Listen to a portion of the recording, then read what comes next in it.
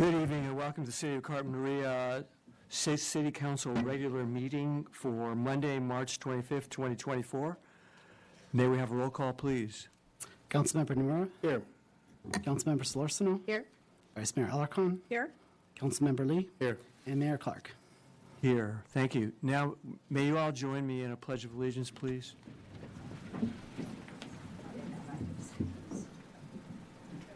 I pledge allegiance to the flag of the United States of America and to the republic for which it stands, one nation, under God, indivisible, with liberty and justice for all.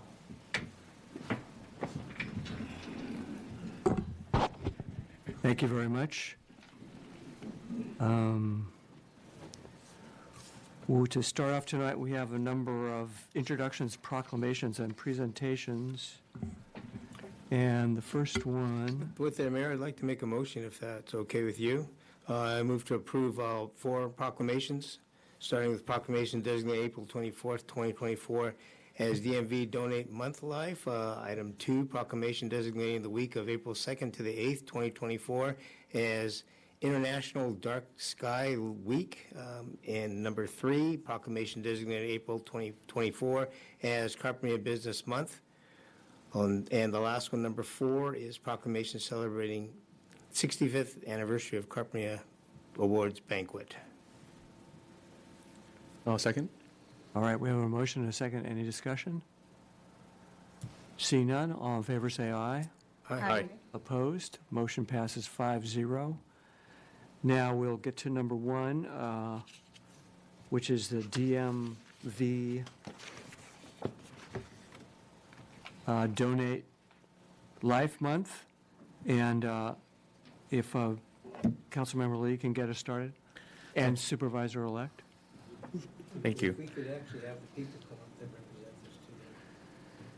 That's for the ones that are up front side of it. To come forward? Before we read it? I think so. That's how we usually do it.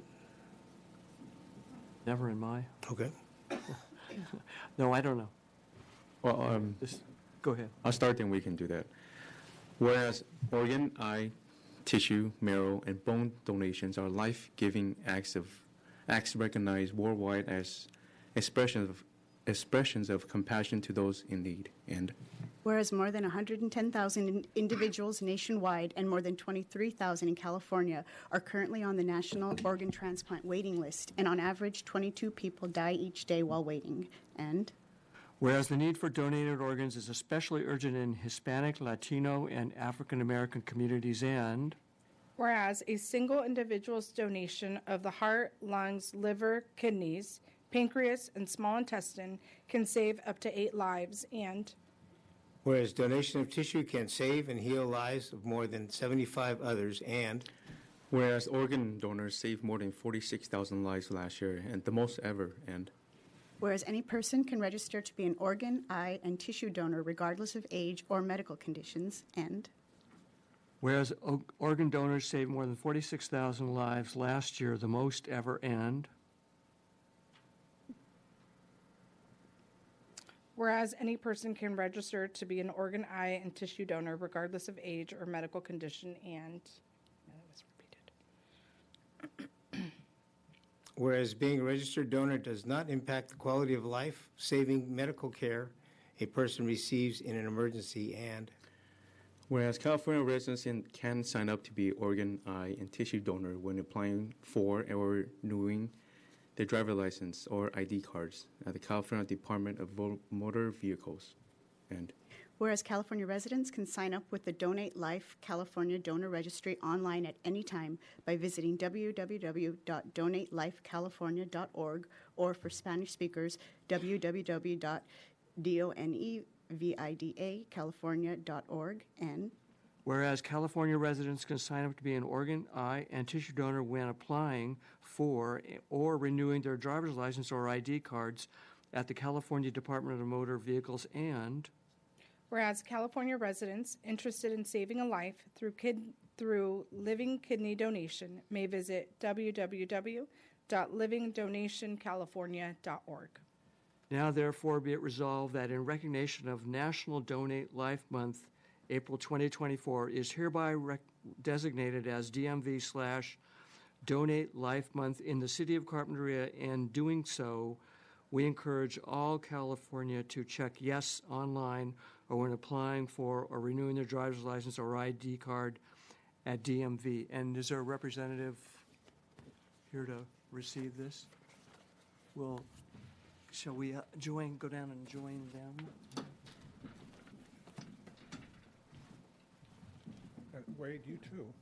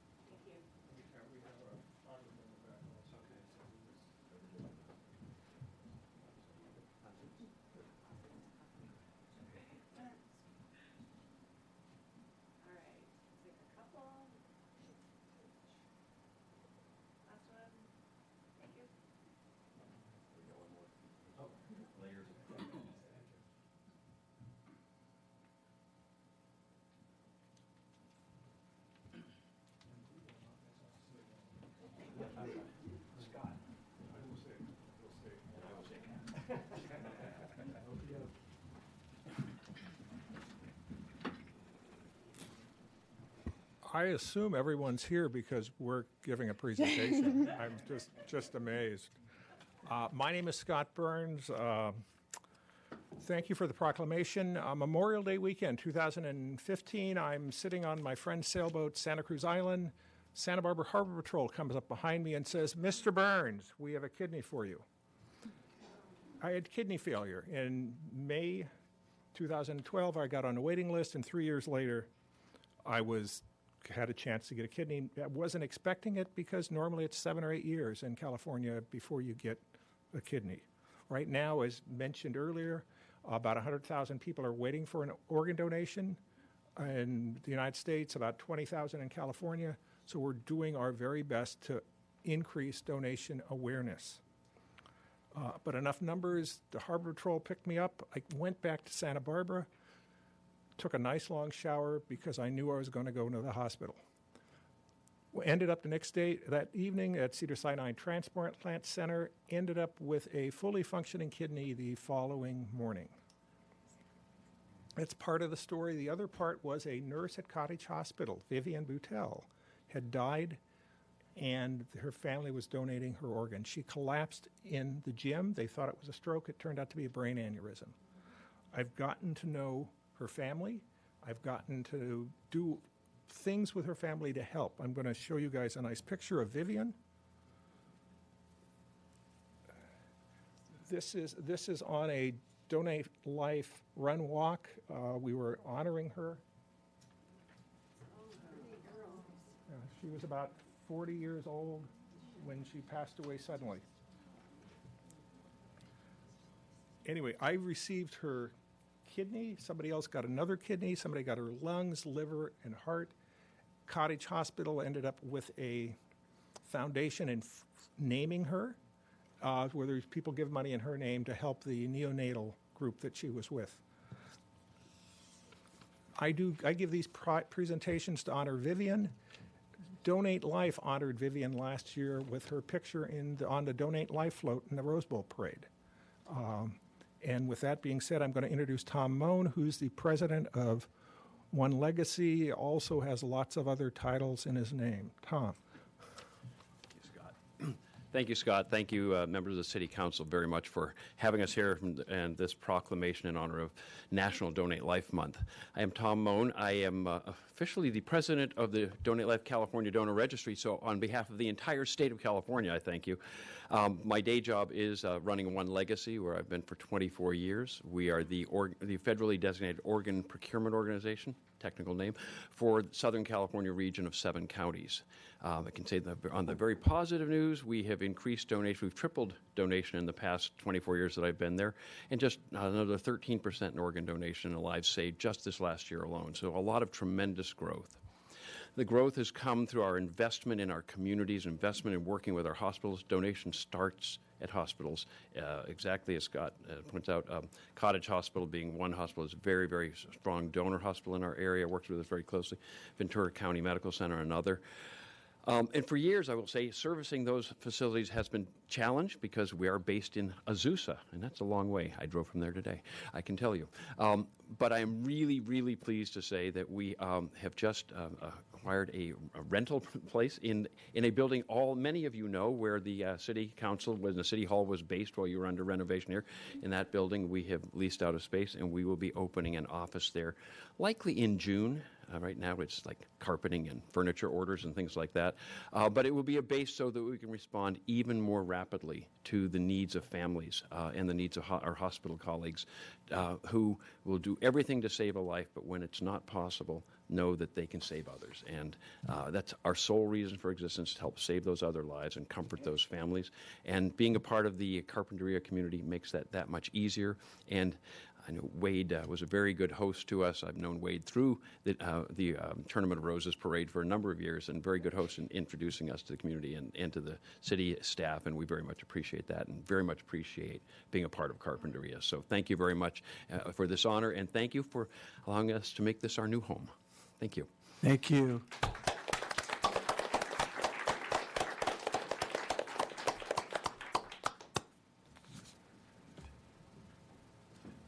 All right, we have proclamation designating the week of April 2nd to 8th, 2024 as International Dark Sky Week. All right. Whereas the static beauty and wonder of a star-filled night sky are the shared heritage of all humankind, and the natural beauty of Carpinteria, including star-filled skies, is valued by residents and visitors alike. And whereas the experience of standing beneath a starry night sky inspires feelings of wonder and awe and fosters a growing interest in science and nature, especially among young people within the Carpinteria community. And whereas per Dark Sky International, light pollution not only impacts the ability to see stars, but has scientifically established economic and environmental consequences which result in significant impacts to the ecology and human health of all communities, including Carpinteria. And whereas Dark Sky International estimates light pollution represents a waste of natural resources amounting to at least 3.3 billion and the release of 21 million tons of carbon dioxide per year in the United States. And whereas Carpinteria is a natural place impacted by light pollution that affects nocturnal animals and overall ecosystem health, especially in the local habitats of Carpinteria Salt Marsh, Carpinteria Bluffs, local creeks, and nearby foothills. And whereas reducing light pollution involves making better use of outdoor lighting to direct light down to where is needed, instead of upwards into the sky, and using outdoor lighting only when and where necessary. And whereas Dark Sky International, headquartered in the United States, is a globally recognized authority on light pollution and has created International Dark Sky Week to raise awareness of light pollution and provide free education, resources, and solutions to encourage the protection of and enjoyment of dark skies and to encourage responsible outdoor lighting. And whereas the city's general plan, local coastal land use plan, ensures that lighting of new development minimizes light pollution and the potential impacts to habitat for development adjacent to environmentally sensitive habitats. And whereas the city's general plan, local coastal land use plan, encourages the establishment of a night sky ordinance that provides standards for the reduction of direct and ambient light in the night sky. Now, therefore, the City Council of the City of Carpinteria hereby proclaims the week of April 2nd to 8th, 2024 as International Dark Sky Week in the City of Carpinteria and urges residents to learn about night sky-friendly lighting so as to implement practices and improvements that will reduce light pollution and to look up and experience the wonder of the star-filled night. And do we have a representative here to receive? And there he is.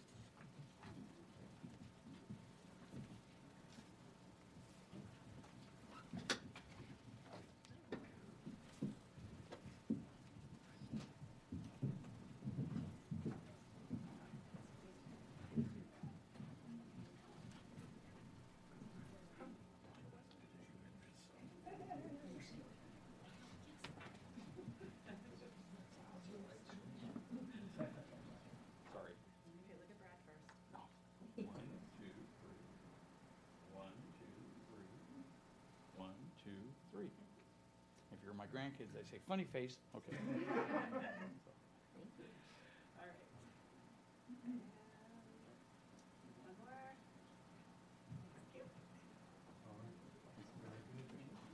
Would you like to say a few words? Yeah.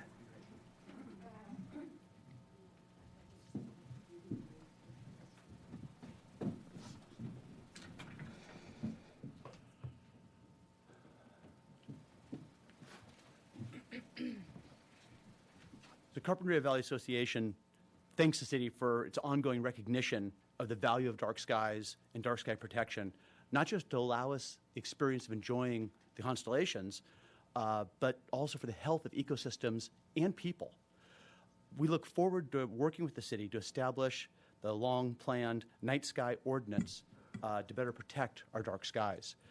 And just think about it, it's completely feasible to expect that on a moonless night, when we walk out the doors at the end of the meeting, we should be able to look up and see the Milky Way spilling across that sky.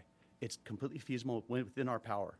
So we join the city, as the proclamation said, in urging residents to learn about night sky friendly lighting, to implement practices and improvements that will reduce light pollution, and once in a while to step outside and look up and experience the wonder of the star-filled night.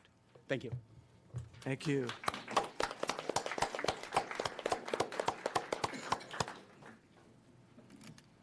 All right, the next proclamation is designating April 2024 as Carpinteria Business Month. All right.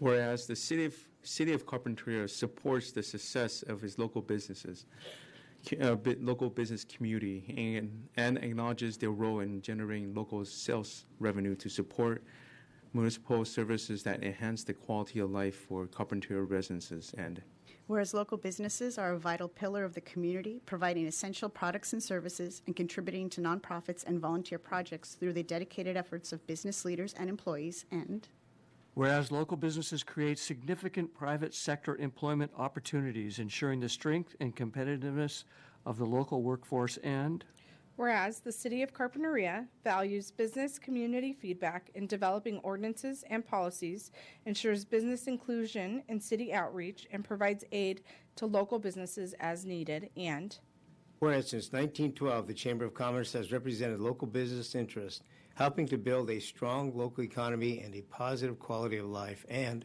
whereas the Santa Barbara South Coast Chamber of Commerce collaborates with the City of Carpinteria to bridge local business needs with city goals, implementing positive economic, business-friendly, and community-oriented public policies. now therefore be it resolved that the City of Carpinteria hereby designates April as Carpinteria Business Month and encourages all residents to celebrate and support our local businesses. And do we have somebody here to receive?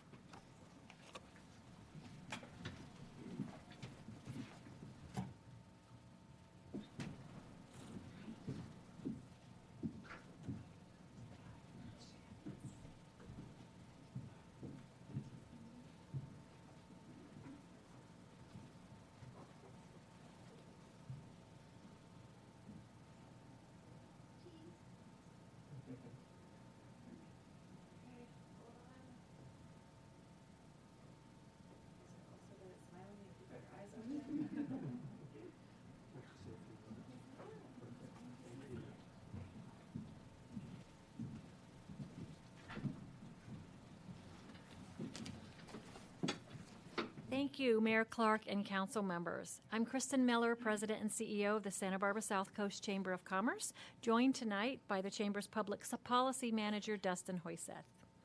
The Santa Barbara South Coast Chamber of Commerce, representing businesses from Goleta to Carpinteria, is proud to accept this proclamation, declaring April 2024 as Carpinteria Business Month.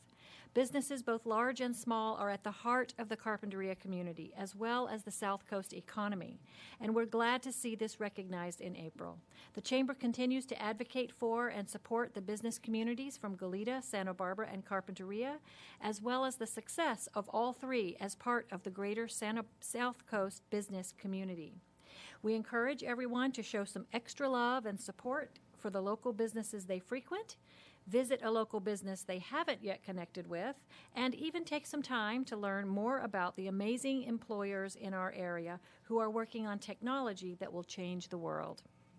In 2024, the Chamber is working on many initiatives to support local businesses, but we'd like to highlight our recent efforts in workforce development to connect local high schools and college students with internship opportunities at local businesses of varying sizes.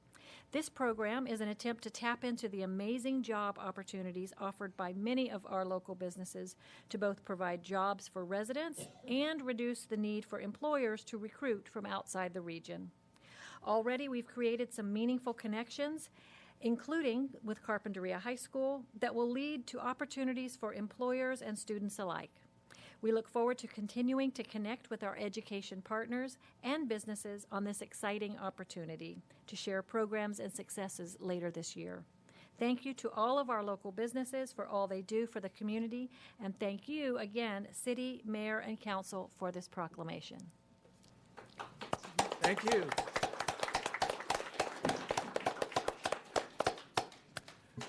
All right, the last one we have is a proclamation celebrating the 65th anniversary of the Carpinteria Awards Banquet.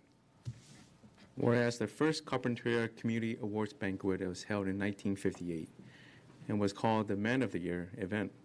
And after several different names over the years, it is now known as the annual Carpinteria Community Awards Banquet. And whereas this annual event was previously hosted by the Carpinteria Valley Chamber of Commerce, it is now hosted by the newly formed Carpinteria Community Association, a nonprofit organization formed specifically to continue honoring the spirit of Carpinteria. And whereas this event has been held in various locations, including the Palms, Carpinteria High School Cafeteria, the Veterans Memorial Building, the Montecito Country Club, the Carpinteria Boys and Girls Clubs, and even in a tent at the Carpinteria State Beach.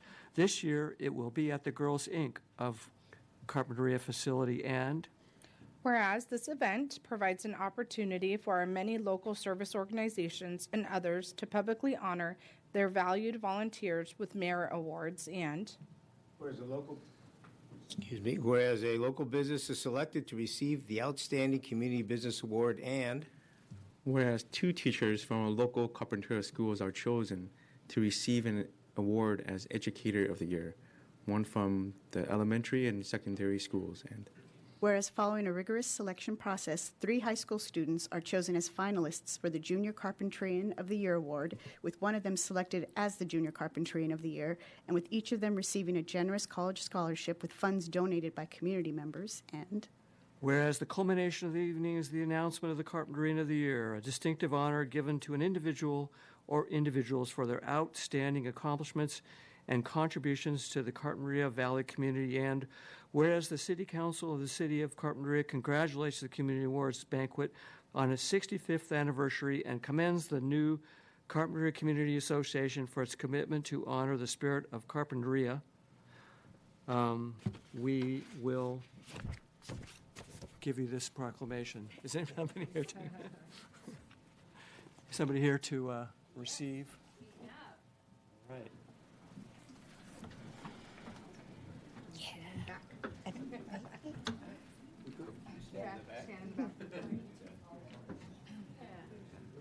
We'll try. Thank you.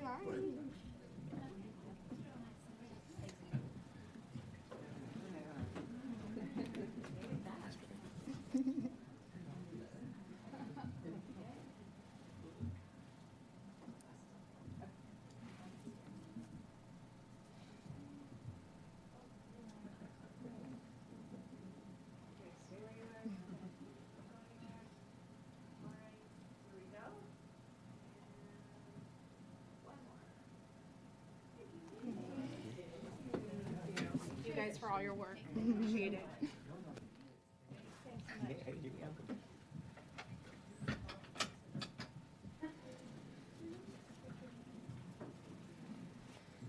Oh, good evening, Councilman and Mayor Clark. Thank you for this recognition. This is 65 years. That's a pretty big deal. It's almost as old as me. Just kidding. So we are very excited about this event because of the 65th recognition, but then also we are super excited because we are celebrating agriculture in our community. And so that is a theme of our event. It's going to be on Saturday, April 6th at Girls Inc. at 5:30, and tickets are still available until this Friday. So just so you know, I want to get it out there. But what I want to do especially is say that the Carpinteria Community Association is very excited to be hosting this as a new organization. It's a nonprofit where we are now in a position where anyone who wants to donate to the Junior Carpinteria End of the Year Scholarship Fund has a write-off, which is nice for them. But it is just a way for us to be the hosting organization that we can promote this event for the years to come, as well as perhaps other events in Carpinteria, and that's our hope. We are excited to honor many of our community members, and how we do that is with one way is through merit awards, and we have probably around 15 different organizations who will be nominating someone for a merit award that night and be getting a certificate, and that's always exciting. We also are going to be acknowledging 2 educators, one from our upper school, one from the lower grades, and also an Outstanding Business Partnership Award, which is a new one for it's one added, actually, which is we're really excited, and I'm going to announce it tonight because it's not really for the public knowledge, but it will be in the paper, and that is the Coastal View News. So we're really excited. They have been a partner for so many and supported us, supported so many different nonprofits and organizations through the years, and we're really grateful for them. And we also will be highlighting, the highlight of the night is our Junior Carpinteria of the Year finalist, which we have 3 wonderful candidates, and so that's very exciting. They'll be there with their families, and the big reveal will be that night. And then finally, we cap off the evening with the Carpinteria of the Year, and that is always a very wonderful, exciting time for someone in our community to be acknowledged for their great works. So I hope to see you there. I hope to see the community there. We still have seats, and we're very excited about it. So thank you. Thank you.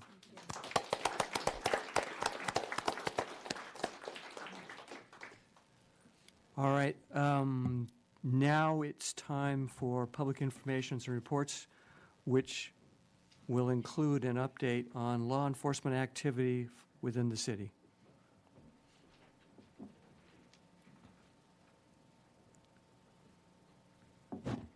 Mayor, City Council, City staff, those present in the audience, and those listening at home. Just give you a brief recap of the last couple of weeks since your last council meeting, the more significant things that have occurred. And to be honest with you, it hasn't been much, which is a good thing. On Sunday, March 17th, we had a driving under the influence as well as an unlicensed driver that was at Linden in El Caro. That was a little before 4 in the afternoon. It was a traffic stop due to multiple vehicle violations. And again, incident to the arrest, numerous narcotics were found in the vehicle, as well as a U.S. residency card was also counterfeit. So the subject was taken to Helita Valley for a blood draw and booked into the county jail. On Saturday, March 23rd, we had, during our routine checks in the 1000 block of Concha Loma, it was in mid-afternoon, a little after 1 o'clock in the afternoon. Subjects were contacted and were found to be in possession of methamphetamine, and they were issued citations. One was arrested when the other was booked. Issued a citation, one was booked in jail for the narcotics, paraphernalia, and narcotics that they had in their possession. On March 10th, a little before 10 in the morning, 4200 block of Villa Real, deputies responded to the Motel 6 on a reported overdose. And while deputies were there, they were able to determine that the subject had not overdosed. He was just under the influence of drugs. He had a felony no bail warrant for his arrest, plus he was in possession of fentanyl and methamphetamine. So he was taken into custody on the felony warrant as well as the on-view charges. On Thursday, March 14th, another unlicensed driver, a little before 8 in the morning at San Ynez in Aragon. And it was a report of a suspicious BMW driving in the area. Naturally, the vehicle was located. And a 17-year-old unlicensed young man was driving the vehicle with the permission of his father. So both the juvenile and the parent were cited, and the vehicle was taken and towed and stored. And that is about it crime-wise. As far as our Human Resources Bureau goes, currently we're at 12 deputy sheriff vacancies and 42 custody deputy vacancies. We've got 14 coming off field training effective April 14th, of which we're going to be getting 3 at our station that next day, April 15th, which will put me down to only 1 vacancy in our station, which is the lowest we've been in a number of years. So that'd be a good thing for the community. And 2 of the 3 are female deputies. So that will then give me 3 female deputies. So I'm putting 1 on different squads. So we have 4 patrol squads. So 3 of the 4 squads will have a female patrol deputy, which is an excellent resource. As you know, my daughter's a deputy sheriff working central stations, and very, very valuable asset to the agency and to the communities that we serve. Do we have any questions from council? Any questions? All right, thank you. Thank you. All right, now it's time for the city manager's report, and there's a number of items on here. We'll be taking public comment after the report, in case you have questions. Thank you, Mayor, Council, and community. There are several items on this memo, and I definitely encourage people. It is attached as part of the agenda. I won't touch on all of them, but I'm happy to answer any questions on any of the items after. I'll just highlight a few. These things don't necessarily rise to the level of an agenda matter. However, if there is greater interest, we can certainly bring it back at a later time with more information. One of the things I wanted to touch on for our senior services programming, also known as AgeWell, is starting April. AgeWell will host a fun outing the first Saturday of every month. The initial event will take place on Saturday, April 6th at 10 a.m., where seniors will enjoy a docent-led tour of the Salt Marsh, and it will run for about an hour and a half and be followed by a coastal picnic under the shade. Also, AgeWell now has its own Facebook account, AgeWell Carpinteria. I encourage those interested to follow that page and to get up to date on the latest happenings. For city employee updates, recruitments, the city has gone through the recruitment process for the assistant city manager and has started the process for a selection.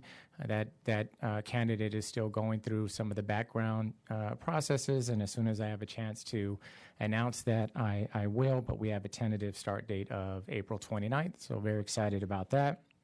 In addition, today we had our outside panel interview for our Parks, Recreation, and Community Services Director. We had several strong candidates for that and received recommendations for finalists for that we hope to conduct next week. We also have an accounting technician position open to help with payroll. And that is currently open, with April 11th being the first review of applications for anybody interested. And we also have an aquatic superintendent position that is still pending, and we'll get you updates on that. There's also other part-time positions that are available, and you can go online to get more information on those. Under the other city community updates, our community service support grants we are now accepting those officially.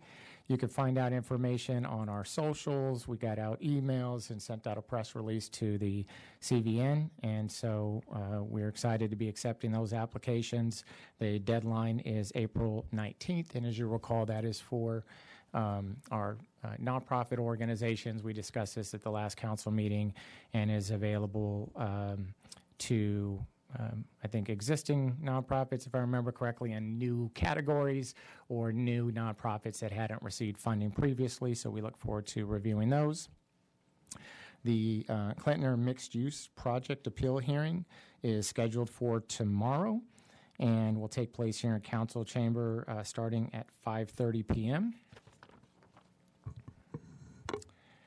The city also was awarded a competitive Habitat Conservation Fund grant of $183,000 to help with the improvements behind the S&S Seeds property. Now, this is, we just had our, capital improvement program study session last week, and we talked about some of these grants that we receive but require a match. This is a 50% match, so would require an additional investment by the city of $183,000. And again, that's assuming the project doesn't go out to bid and come back at a greater amount. So if the city were to accept this grant, there's a number of different strategies we could take where, of course, we go out and seek other funding sources to help serve as the city's match. We can ask for an extension in completing that project to give the city more time to do so. This isn't one of those projects that was prioritized in our top 4, and with limited funding, these are types of things that we'll have to actively go out and seek other resources for in order to complete these projects. With that, I'll take any questions, and then afterwards I'd like to pass it over to our Community Development Director, Nick Bobroff, to just talk a little bit about the County of Santa Barbara housing element. But do you have any questions for me on any of the items I discussed? Nope. Great, thank you. Thank you. Good evening, Mayor Clark and council members. Just real briefly, I wanted to give your council and the community a heads up that next Monday, April 1st, the County Planning Commission will be considering the next step in the implementation of the county's housing element update. So specifically, this will be considering the contemplated rezones of different unincorporated properties throughout the county that the county would need in order to meet their regional housing needs assessment. And so this includes 3 properties that are in the Carpinteria Valley, 2 of which are zoned agriculture, and the third one is what's referred to locally here as the Baylord or Red Tail project site up at the top of Baylord Avenue. All 3 of those are up for consideration by the County Planning Commission to be rezoned. Comments, which are due by Thursday at noon this week, if folks want to submit a letter. And also on that same website is a link to the county's proposed final environmental impact report for the rezones.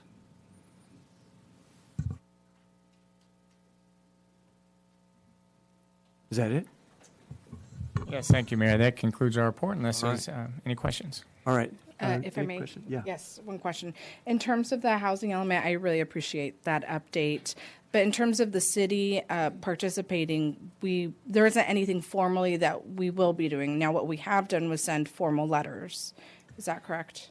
Through the mayor, Vice Mayor Alarcon, we have in the past submitted several comment letters on the housing element update, and staff is also planning to submit one here to the Planning Commission hearing. Just given the short turnaround with when the agenda and staff report materials were posted, we didn't have time to tee up a formal item for your council to review and consider the letter before we could get it sent in. Okay. But we will be participating and monitoring the hearing. Thank you. Thank you for the update. All right. Anybody from the public? I'll open the public comment period. Any comments on matters on the city manager's report? All right. Seeing none here. Anybody on Zoom, Brian? Mayor, we have no raised hands. Thank you, Brian. We'll close the public comment period, and we will go to public matters not on the agenda. So this is your opportunity to raise matters before the City Council on items that are not on our agenda tonight, but are still within the purview of the City Council. And I have a number of speaker slips. If you'd like to speak, if you haven't filled out a speaker slip, you can go ahead and speak and then fill out a speaker slip. So the first slip I have is from Dr. Lee Heller. Welcome, Dr. Heller. Thank you, Mayor and Council members. Let me adjust to my height. My name is Lee Heller. I've been a volunteer for the city animal control program for over a decade, and in fact, I was Volunteer of the Year 1 year for that program. And this is Malibu, for those of you who can see him. He is a dog who was impounded by the city in November and named after the street he was found on. Malibu spent the first 3 months of his impoundment living in an indoor kennel at Animal Medical Clinic about the size of my dining room table. And I finally took pity on him and fostered him because that's really no way for a dog to live, even though, as you can tell, he's a little bigger than I like to do at my size and my age. But it was really necessary. And so we're here to ask you for more help for the city's animal control program. As some of you may already know, the city does not contract with county animal services for sheltering or field services. The city felt better able to manage its needs locally because it's a small and very well-integrated city, and it's worked pretty well overall, especially with the Facebook page that I helped to co-administer. Officer Hernandez is the code compliance officer, and Animal Medical Clinic have done a great job overall, but circumstances have really changed since the pandemic, with so many more dogs, in particular, coming into shelters.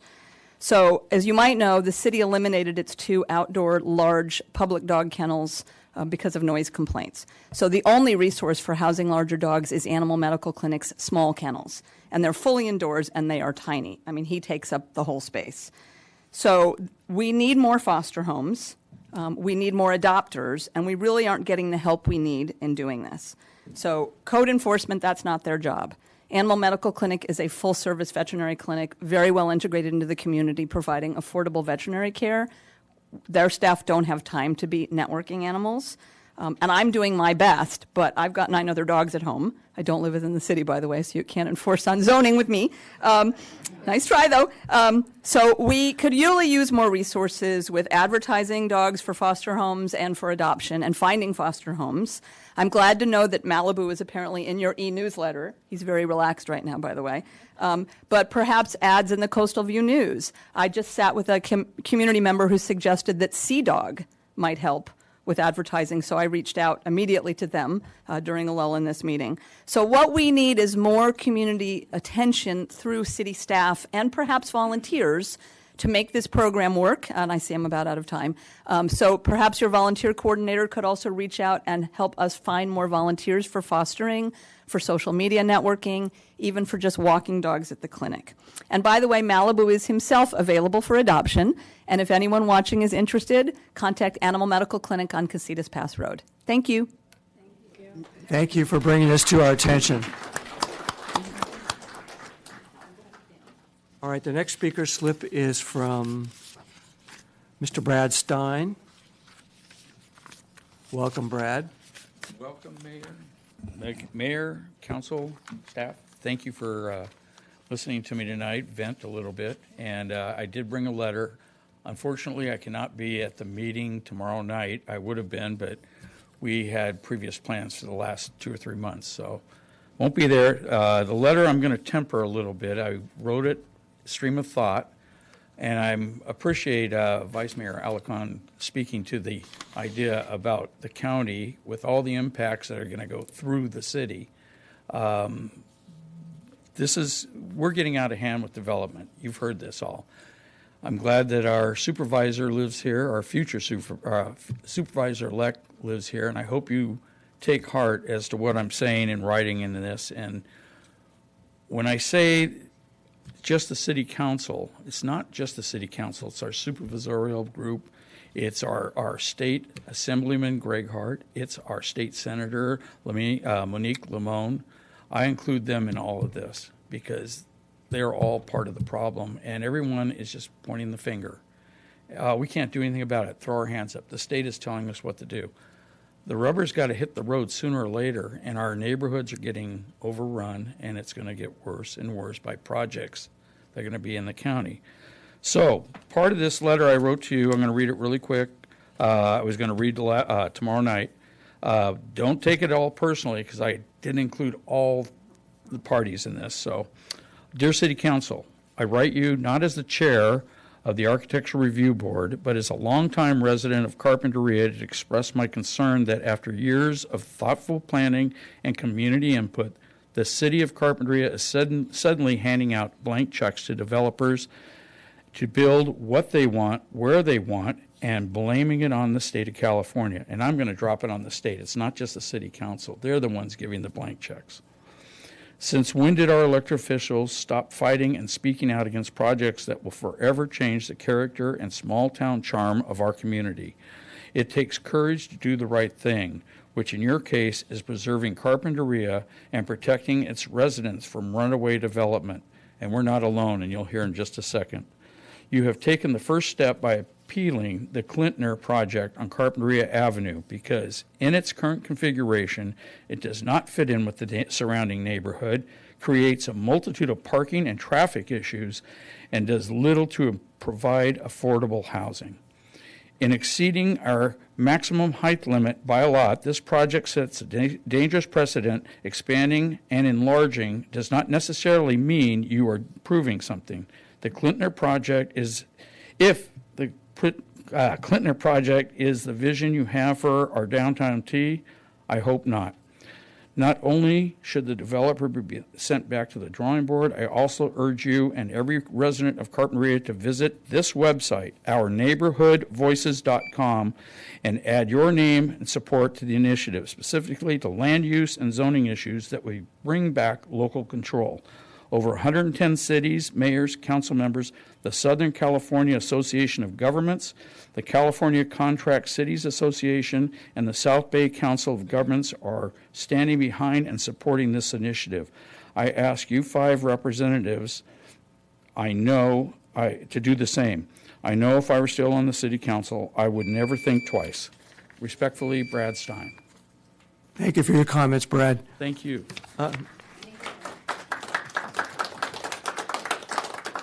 We had a previous speaker a couple meetings ago, Leslie Gascoigne, brought up this Our Neighborhood Voices thing, and I'd like the staff to research this initiative and see whether we should consider signing on to it or not.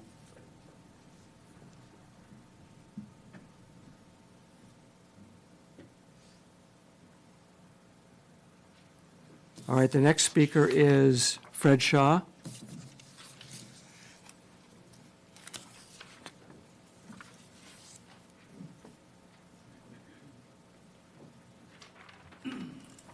Welcome, Fred. Good evening, council, mayor, staff, and those viewing. I'm here representing HopeNet of Carpinteria, which is our local suicide prevention group. The number is 988. Only about 1 out of every 8 Americans really know what those numbers mean. 988 is a national lifeline providing free and confidential support for people in crisis or thinking of suicide. When you call, an automated message will suggest some options to you while your call is actually routed to a local crisis center. When you're connected to a local crisis worker, he or she will listen to you, understand how your problem is affecting you, provide support, and get you the help you need. Here in Carpinteria, HopeNet provides information cards at City Hall and throughout the community with the 988 number on the back, and things to be aware of when you or friends are in crisis. The cards look like this, and with your permission, I'm going to leave them right by the mural over there on the side so people leaving can grab them. And it truly means that help is truly just a phone call away. So please, if you're in crisis or someone you know is in crisis or thinking about suicide, have them call this number. They can get help. Thank you. Thank you, Fred. All right, the last speaker slip I have is Luis Torres. Welcome. Hey, how we doing? We're doing good. Okay, me How too. about you? I'm great. My name is Luis Force Torres, honorable council, honorable staff, officer, and gentle folk of Carpinteria. I'm a storyteller. I own a bookstore in town. I own a publishing company, and we have a nonprofit. I didn't really realize tonight was about music, but my theme is something about creativity, and I'd like to get more into it in the future. The proclamations that you have on here line up perfectly. You know, creating life, donating life, that's what creativity is. For Fred, creativity can help people who are at the edge. You know, we talk about the beauty of the night sky. We talk about independent businesses. We talk about celebrating Carpinteria awards. But what I've noticed is that for new creatives in town, we oftentimes hit our head against the city or against large organizations that are well-funded or better funded than we are. So my point tonight was actually to draw attention to the fact that we are being forced to put apparently handicap spots in front of the beautiful Carpinteria World's Safest Beach mural that so many people love taking photos in front of. It's a draw for the tourists. It's a draw for the economy. It's a beautiful thing. And if we don't think creatively, we're going to block that with ugly handicap signs. It's not a good thing. And I come in tonight, I see people saying save music, save lives, build parks. I mean, we get stuck in the mindset where we're not going to allow for creative solutions. We're not the coolest city in Santa Barbara County anymore. I was born in Santa Barbara. That place is pretty dead. I grew up in Solvang. That place is pretty gentrified. Carp is the cool city. So my point tonight was saying, let's save the mural that brings people to our small town, but let's use this as a theme for everything else going forward. Art, books, music, that's creative, and we have a unique identity with that. We don't want to be overpopulated. We don't want to crowd ourselves out, but at the same time, we want to allow for creative solutions. A little library at the skate park, that's a creative solution. A mural on the side of a bookstore, that's a creative solution. More murals, creative solutions. So I don't really have a point other than that I want to make sure that we, as Carpinteria, stay creative in everything that we do. And I'd be happy to take part as a family man, as a businessman, and as an individual living here in Carpinteria. Thank you. Thank you for your comments. All right, that's the last of speaker slip. Anybody else like to speak on items not on our agenda tonight? All right, seeing none. Anybody on Zoom, Brian? Mayor, we have no raised hands. Thank you, Brian. We'll close the public comment period. And we're going to go, I think, to the consent calendar. All right. I move to approve the minutes of the regular meeting held March 11, 2024, and the special meeting held March 19, 2024, and receive and file the expenditures for the period beginning March 4, 2024, ending March 15, 2024, and receive and file the reports of contracts executed by the city manager for the period of February 20, 2024 through March 18, 2024, and receive and file the monthly treasurer's report on compliance with statement of state safekeeping and investment of public funds for February 2024. Adopt resolution number 6296 as read by title only, directing the city manager to prepare assessment report for the consideration of continuous street lighting district number 1 for fiscal year 2024 to 25. Adopt resolution number 6297 as read by title only, ordering the preparation of a report describing the financial status of the district and recommending assessment for fiscal year 2024 to 25 for Carpentera lighting, landscaping, and right-of-way improvements, district number 3, and adopt resolution number 6298, ordering a report by Downtown T Business Advisory Board for the purpose of continuing assessment for the Carpentera Parking and Business Improvement Area Assessment, district number 4 for fiscal year 2024 and 25, and adopt resolution number 6299, as read by title only, ordering the preparation of a report describing the winter protection berm program and associated assessment, and continue the winter protection berm assessment district number 5 for fiscal year 2024 to 25. Second. Good job, Roy. Okay, motion and a second. Any further discussion? All right, all in favor say aye. Aye. Aye. Opposed? Motion passes 5-0. Brian, number 14 on our agenda is approval of agreement between the City of Carpinteria and the South Coast Community Media Access Center. I think we have 13. Number 13, I'm sorry. Adoption of resolution number 6300, approving appointments to and removal from the Downtown T Business Advisory Board.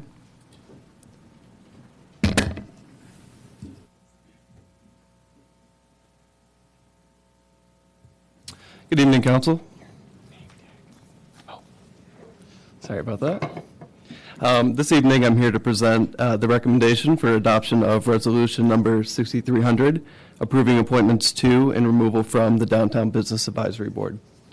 To provide some background, the Downtown Business Advisory Board, formerly known as the Parking and Business Improvement Advisory Board, was formed in 1990 in order to comply with the change in state law that required the appointment of an advisory board to make recommendations to City Council on the use of business improvement district funds collected through assessments. The board meets on the first Thursday of every month and is composed of 4 assessment-paying members, 3 at-large members, and 3 alternate assessment-paying members. For this agenda matter, the city has received 3 applications from 3 business owners within the Parking Business and Improvements Area Assessment District Number 4. There is currently 1 vacancy for an assessment-paying member and 2 vacancies for 2 alternate assessment-paying members. All 3 applicants qualify for either the assessment-paying member or the alternate assessment-paying member positions. As for the recommendation for removal, alternate assessment-paying member Warner Ebink has missed consecutive meetings without excuse. Carpinteria Municipal Code Section 1228.080 states that in an event a member is absent for more than 2 consecutive meetings, unless excused by the chair, the position of such member shall be deemed vacant. The city follows this practice for all city boards, commissions, and committees, and staff is recommending the removal of Mr. Ebink as an alternate assessment-paying member from the Downtown Business Advisory Board. On March 21st, 2024, the City Council Boards, Commissions, and Committees Review Committee met with the staff and reviewed the received applications and request to remove alternate assessment-paying member Warner Ebink due to consecutive unexcused absences. Following discussion, the committee recommended appointment of Andre Jackson as an assessment-paying member, Kevin Murphy and Luis Torres as alternate assessment-paying members, and removal of Warner Ebink. I believe all 3 applicants are in the audience tonight and prepared for any questions you may have. And with that, completes my report. Mayor, any questions? Yeah, if I may. So I'm sorry to hear that Mr. Ebink was not didn't follow up with his appointment to the Downtown T Business Advisory Board. What kind of was there public outreach done to him? I mean, from the city to find the reasoning why he wasn't attending, and did he get all the information that he needed? Right. There were multiple attempts to contact Mr. Ebink, both from city staff as well as the chair of the board, to no response. Okay, got it. Just want to make sure. Thank you. All right. If there's no other questions, I'll open this up, open the public comment. Actually, I'm so sorry. Could we hear from each of the applicants if they're here, if they want to just maybe make a short statement as to why they want to be on the board? Sure. I believe, Andre, you want to step up?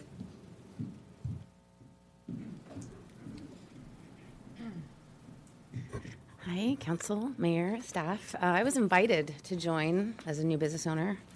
We were able to attend a couple meetings to learn what goes on. Sorry, usually I'm the loudest one in the room. I was invited to join, come check it out, see if it's something I might have time for and be interested to commit to. And I am very interested in becoming more involved, being more knowledgeable about what's going on in our city. I'm a new business owner, and it was pretty exciting. So I've gone to a couple meetings, filled out the application, understand we've got more processes to follow to be implemented. So I look forward to it if I get to do it. Thanks.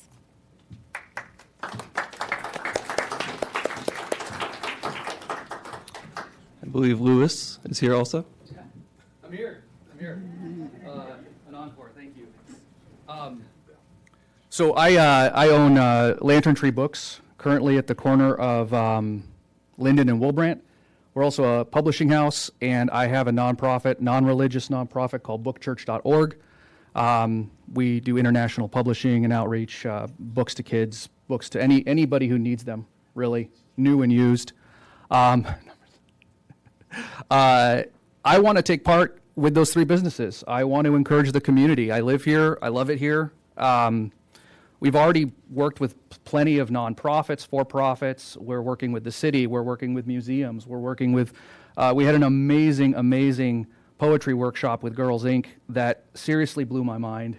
We've started doing fiction panels, nonfiction panels. We literally are building off that theme of creativity, and the business side is the hard side. So to emulate Andre, I want to learn a bit more about the process, and that's why I want to be on the panel. I also want to contribute some of my business knowledge to other businesses as well. Thank you. Thank you. And is Kevin Murphy here?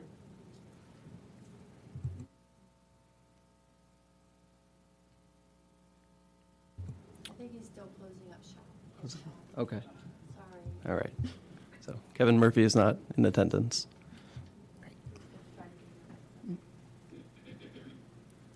Thank you. All right, so we'll bring it back to the council for consideration.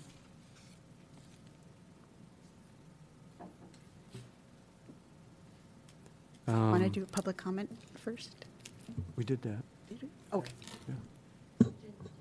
Through the mayor, I'd ask that you open up generally public comment. All right, I'll open up the public comment period. Anybody want to speak on this item?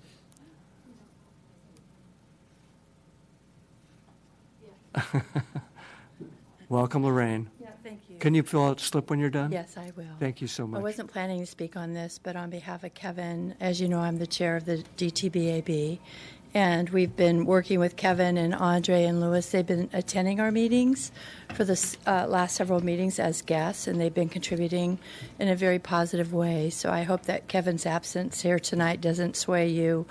He's very committed, and he's been contributing, so that's all I want to say. And Stefan's been also at those meetings, and he's aware of the contributions. So Thank you. Thank you.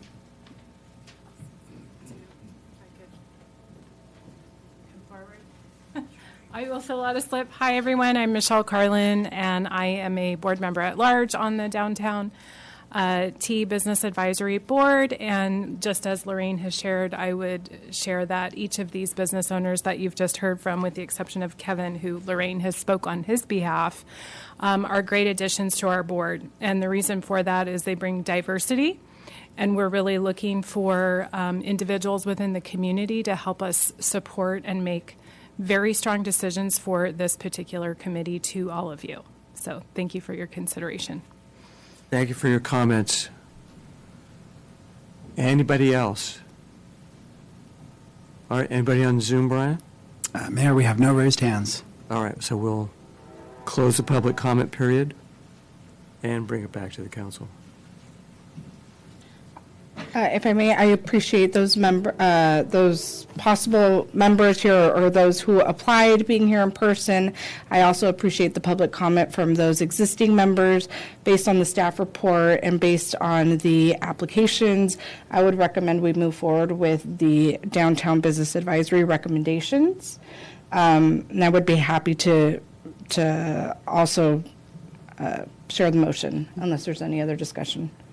I'll just say that as, several years ago, before I was on council, I was one of the at-large members of the Downtown T Business Advisory Board, and we struggled to get a quorum for about a year or so. So it's really great to see so many people who are interested in really being involved and being active in it. And from just looking at the applications from these three candidates, it seems like we're in very good shape with this board. And thank you to staff for all the work that you're doing in helping to shepherd it through. All right, so with that, I'll move to adopt resolution number 6300 as read by title only, approving the appointment of Andre Jackson as an assessment paying member to the Downtown T Business Advisory Board, and appointment of Kevin Murphy and Luis Torres as alternate assessment paying members to the Downtown T Business Advisory Board, and remove Warner Ebnick as an alternate assessment paying member due to consecutive unexcused absences. I'll second that. All right, any further discussion? All right, all in favor say aye. Aye. Aye. Opposed? Motion passes 5-0, Brian. And now we'll do 14, approval of the agreement between City of Carpinteria and the South Coast Community Media Access Center. Good evening, Mayor and council members. Just a little bit of background to this item. At the September 25th council meeting last year, a member of the public requested that the city broadcast the Architectural Review Board meetings. Staff distributed a memo to council members on the possibility of broadcasting the Architectural Review Board meetings, including on government access television, on Granicus, and on Zoom, as well as adding a Zoom broadcast and public comment access to Planning Commission meetings. At the November 13th meeting last year, the council directed staff to explore televising and providing Zoom commentary for the Architectural Review Board meeting and adding Zoom commentary to the Planning Commission meetings. The purpose of tonight's agenda matter is for the council to consider approving a successor agreement between the city and the South Coast Community Media Access Center doing business as TV Santa Barbara, which includes the additional services of broadcasting the Architectural Review Board meetings on government access television, on Granicus, and on Zoom, and adding the Zoom commentary to the Planning Commission meetings. The proposed agreement is for a term of 5 years. An additional budget appropriation to cover the first year's cost of this agreement was included in the mid-year budget.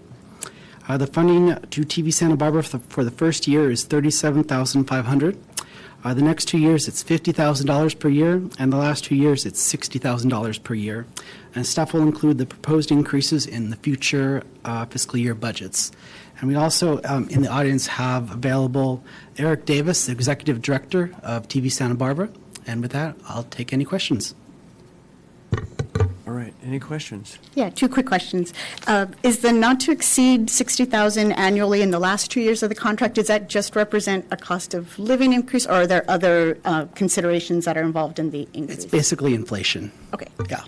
And then, do we get any information on ratings for the meetings? Ratings are either by Zoom or by people who are watching on TV, since this change is coming about from somebody asking for it, which I think is great to have more access to these meetings. But do we get any information about who's following up and watching? Sure. That's another nice thing with Zoom is we can run certain statistical reports and kind of see how many people are attending each meeting and some other facts. So yeah, we can definitely run reports and figure that out.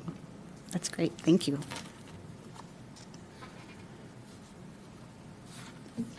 All right.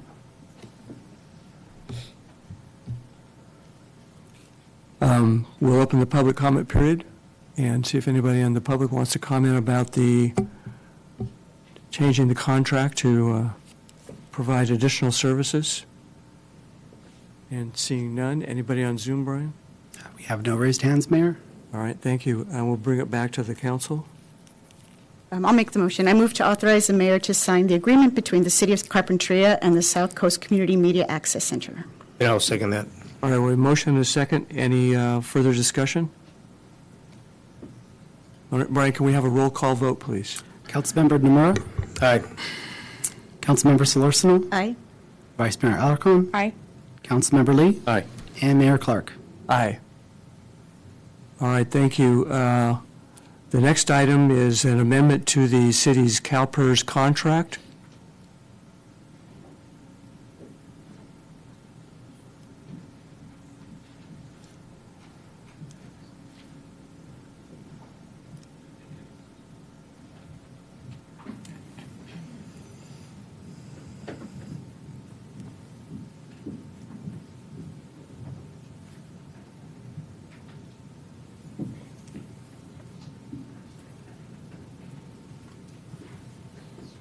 Good evening, Mayor, members of the City Council.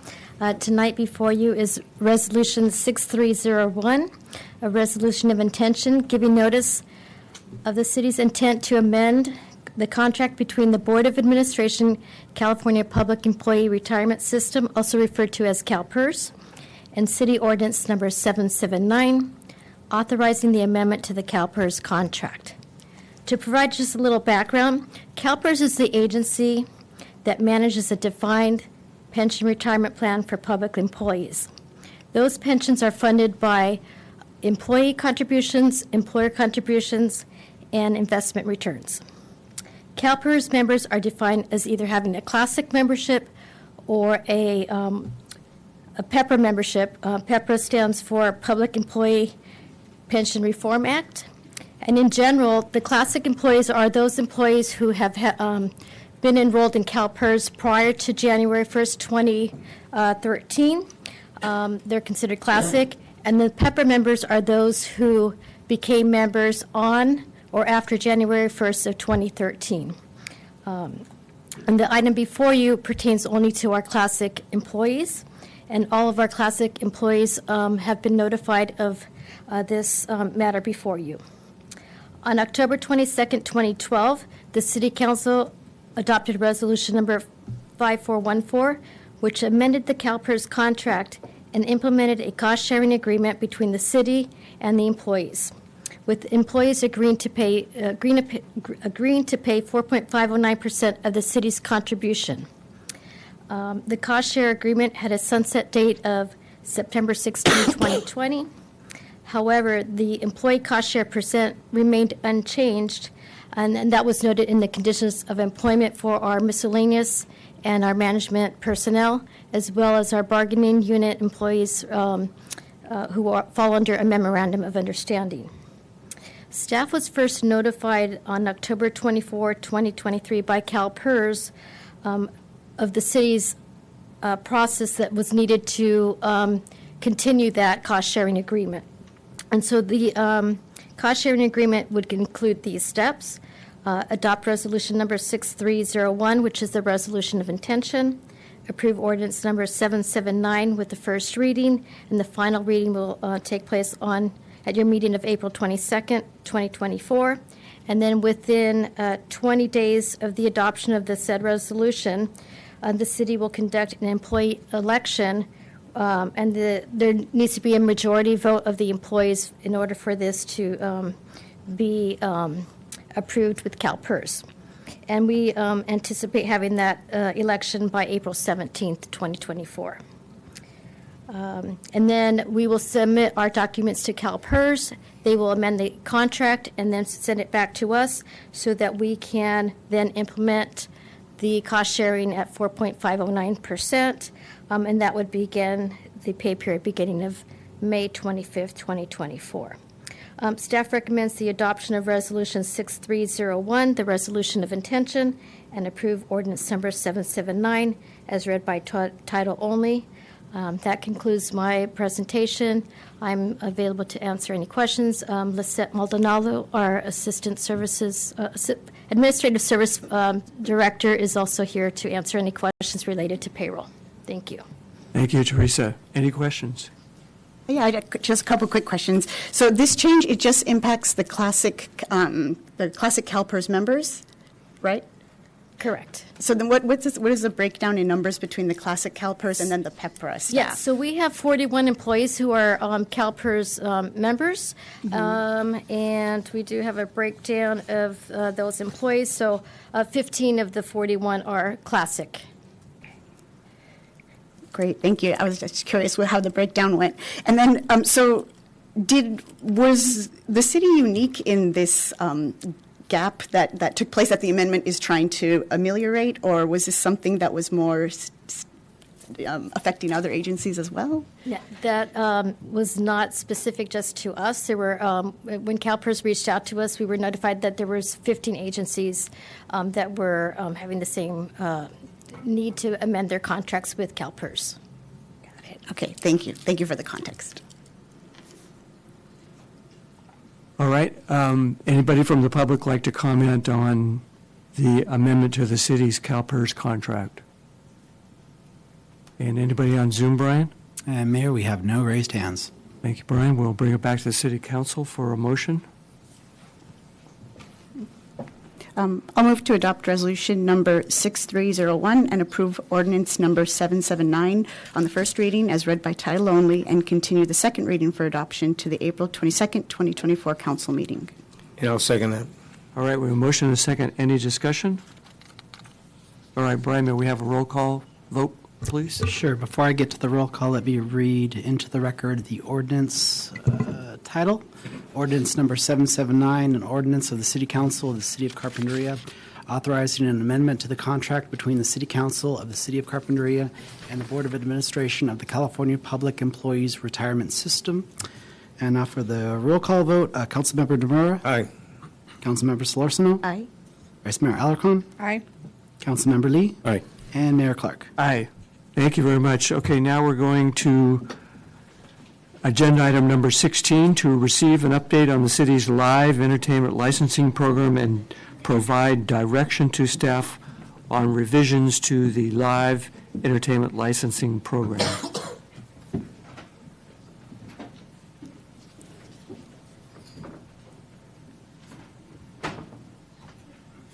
Good evening again, Council. Give me just a moment here to get settled.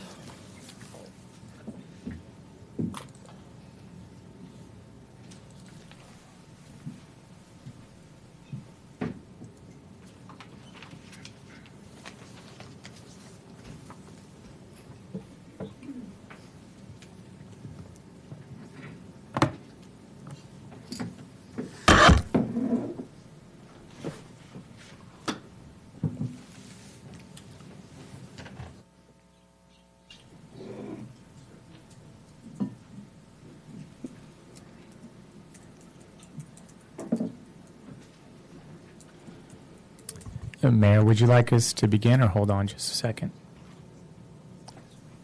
I think we'll wait.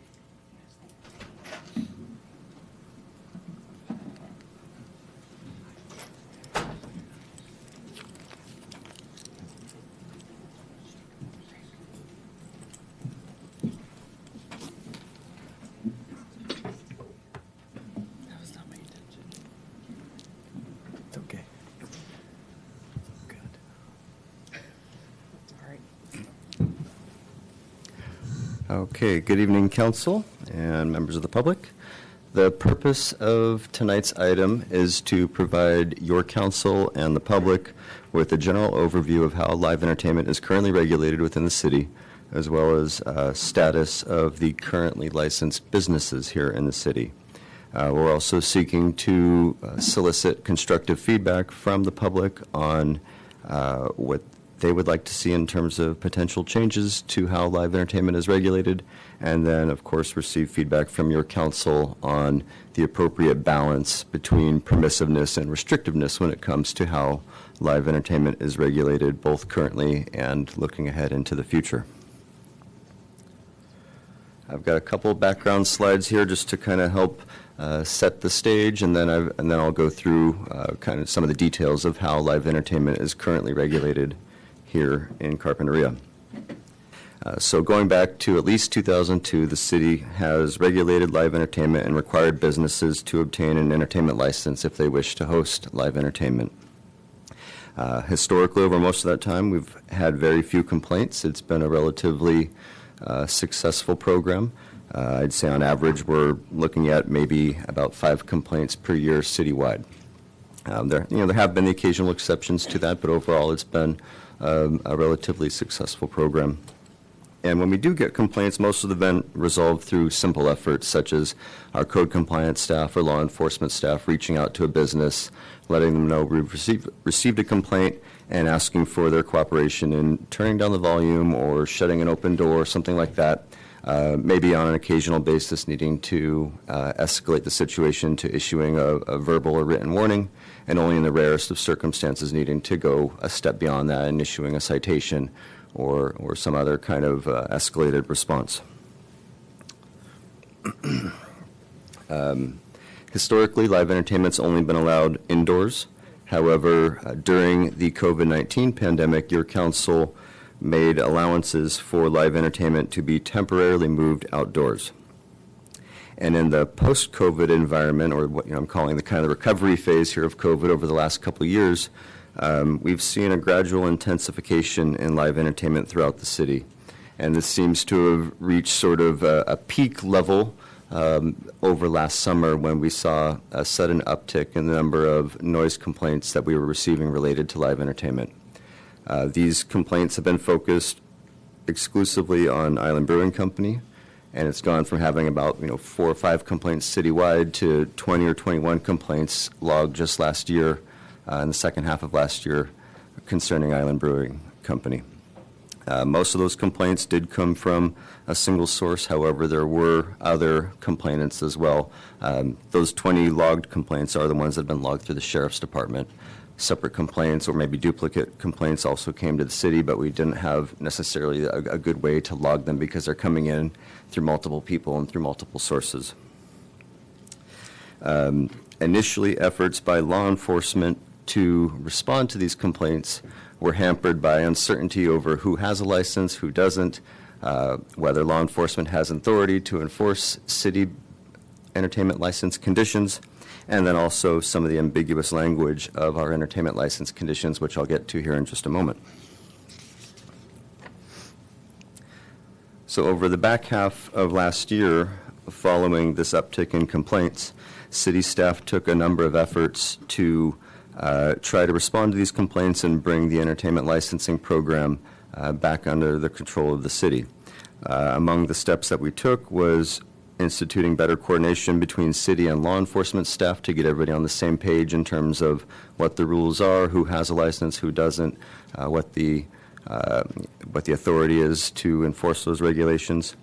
We also did some outreach to all the businesses in the city who have either hosted live entertainment historically, or that were hosting it, or that we thought might be interested in hosting it at some point in the future, letting them know that they do need to come in and get a license. There had been a lapse there for several years, going back to at least the start of COVID, where the licensing program had fallen by the wayside, so we actually had no businesses with a license, so we're trying to get everybody back onto the right page here.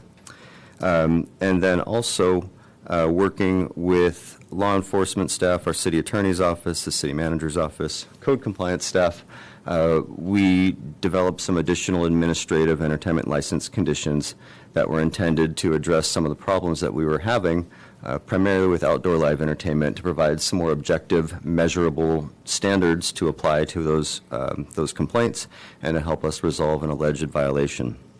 And so all those efforts came to a head here and were fully in place by the end of last year. And it did have the intended effect in that the number of complaints has dropped off. Since we've gotten here into early 2024, I think we've only had one incident that's been logged. That being said, the businesses that are affected by these license conditions and some of the supporters of those businesses have come to the conclusion that these conditions are overly burdensome and are stifling, the success of these businesses or the creative, enjoyment of live music throughout the city. And there's been requests from public commenters on both sides of this issue, asking the council to step in and help provide direction on where we go from here and how we should be regulating live entertainment. So with that, I will walk you through in more detail what the restrictions on live entertainment look like currently. So the main tool that we have in our municipal code is Chapter 5.40, which is titled Live Entertainment. As I said, it's been on the books since 2002. It requires any business that wants to hold live entertainment to obtain an annual entertainment license from the city. A couple of key elements here to how a place of entertainment is defined. It's required to be an indoor location, so inside of a building or a hall. It's not supposed to have fixed seats. This isn't a theater. It's not a concert venue. It's really meant to be, as the second bullet down there says, under place of entertainment, an ancillary use to the serving of food, refreshment, or other merchandise. So it's supposed to be something that helps add to the atmosphere of a business's primary function. It's not supposed to become the primary function of the business. And I think that's important here to keep in mind, as these aren't meant to be concert venues. These aren't meant to be music clubs or nightclubs. It's really meant to be kind of something that gets added on to what a business is already doing. The municipal code outlines a number of standard conditions that are in the third bulleted point there. These include no live entertainment after 1 a.m. Noise levels have to reach a level that is not offensive or disturbing to surrounding neighborhood or residences or other uses that may be in the area. Licensed businesses are required to have an on-site manager that can help respond to complaints if or when they come up. There's a number of miscellaneous safety measures related to lighting and exiting and background checks and what have you. There's also a condition that allows the community development director to impose additional conditions as needed to address potential nuisance issues or challenges that are coming up. The live entertainment ordinance also authorizes law enforcement to terminate live entertainment for disturbance of the peace, disorderly conduct, or any other violation of a law or ordinance. And finally, the existing ordinance authorizes the director to deny, suspend, or revoke a license on certain grounds, and then provides a means that that decision could be appealed to your city council. So this is the ordinance as it stands now. This is what's on the books currently, and this is what we've been using since 2002 to try to regulate live entertainment. This is a little bit of a weird segue, but I wanted to make sure that this didn't fall out of the presentation. Under the existing ordinance, live entertainment is primarily only allowed indoors. There are several exceptions that I just wanted to highlight that are already on the books that are not something that's proposed or new. These include special event permits, so something like the annual Avocado Festival. There's a process by which that's granted every year, and that allows for that live entertainment to occur as part of the festival. Similarly, we have temporary use permits, which is a similar kind of vehicle, but on private property, and again, can allow for these sort of discrete special events where outdoor live entertainment could be allowed. And an obvious example would be the annual St. Joseph's Festival every year. There's also an allowance in the municipal code for what I'm referring to as special promotional events. So business that's otherwise has all of its licenses and permits and approvals is eligible for up to 6 promotional events per year. The examples that are described in the municipal code talk about things like a sidewalk sale or a grand opening, but historically staff's been pretty flexible with this and has allowed for anniversary celebrations for a business or other types of events that a business wants to do, and allowed them to weave in like outdoor live entertainment as part of that on a case-by-case basis. These don't require a permit from the city necessarily, but they do require advanced coordination with the city so that we can track the number of events and coordinate with public safety personnel in terms of, police services or fire life safety access, those types of things. So there's a little bit of coordination there, but otherwise, those are free events that a business can take advantage of. We also have another tool in the ordinance, which is public nuisances. This is a little bit more of a tool that the city might use to enforce problems related to noise nuisances on a really egregious example. It's probably not the tool for a singular one-off type of event or one-off type of complaint. But if we were having multiple residences or multiple residents throughout a neighborhood complaining about a loud event or something like that, we could use the public nuisance language in the municipal code to seek restitution or resolution of that event. So it's another tool in our toolbox. It's not something that we use very often. So I'd hinted at this earlier, but back in May of 2020, in response to the COVID-19 pandemic, your council adopted ordinance number 744, which was intended originally to support local businesses and promote social distancing by allowing a number of business activities, including licensed live entertainment, to be temporarily relocated outdoors. So all the other license conditions still applied in terms of not disturbing the neighbors, having to have a manager on site, all that type of stuff. It just allowed live music to be moved from indoors to outdoors to account for the COVID-19 pandemic.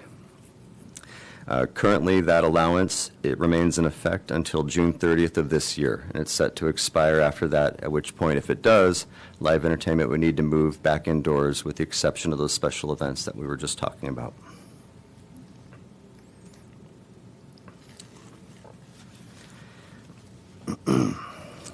So recognizing that with the prevalence of outdoor live entertainment in these, again, kind of post-COVID years, and some of the impacts that we were seeing with it, we realized that there was a need to craft some additional conditions to try to have a little bit better control over outdoor live entertainment in particular while it was allowed under the temporary COVID provisions. In going into this effort, there was two primary goals that staff was trying to achieve. One was continuing to allow for a reasonable amount of live entertainment and at a reasonable intensity, while also giving code enforcement and law enforcement staff better tools or more objective tools to be able to evaluate complaints when they're received and then to resolve a verified offense. What we were finding is, using just some of the existing language in the live entertainment ordinance about, not allowing noise levels to be offensive or disturbing to a surrounding neighborhood, is that it was very subjective. Law enforcement staff or code compliance staff would have a hard time kind of sticking a pin in that out in the field in a given circumstance. What are we using? Are we relying on the complainant's standard? Are we relying on the business's standard? Are we relying on the responding officer's standard? It was really difficult to have a consistent level of response or to get a consistent approach to responding to these calls amongst the different parties that might respond. And so as we started to craft these administrative conditions, we were looking for a way to try to resolve that discrepancy. There was also a couple practical considerations. Most of live entertainment's occurring after hours for city staff, meaning that we're relying primarily on the sheriff's deputies to respond to nuisance complaints. Given that, we wanted to avoid the need for needing to rely on special equipment or special training in order to enforce these standards. We were looking for something more simple that would be readily available to any deputy to be able to apply out in the field. We're also looking to have a single set of consistent standards that could apply to all licensed businesses rather than having unique set of conditions crafted for each business in each circumstance, again, to make it easier to enforce these across the board. And so some of the key administrative conditions that staff came up with and have been placing on entertainment licenses include acknowledging the upcoming expiration of the allowances for outdoor live entertainment. We had also instituted a cumulative limit on the hours of live entertainment per week per business.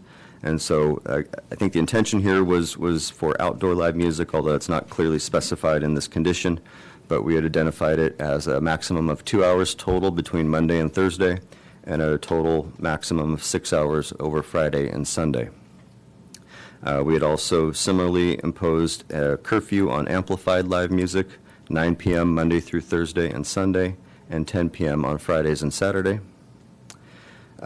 We imposed a standard saying indoor live entertainment should not be audible more than 300 feet from the property line and of the licensed business, and outdoor live entertainment should not be disturbing to people of normal sensitivity at 500 feet from the property line and should not be audible at all more than 750 feet away from the property line.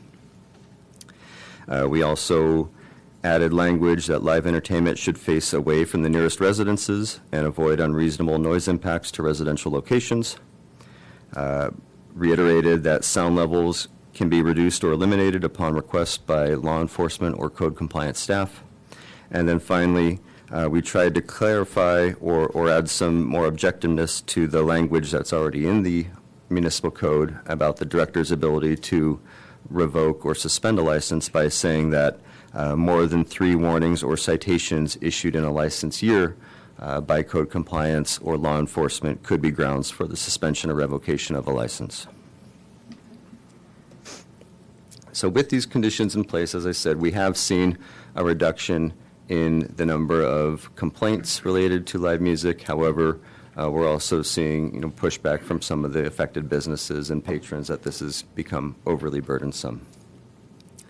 And so with that, we're really looking for feedback tonight from your council on where to strike that appropriate balance. You have a couple of options here in ways that you could proceed.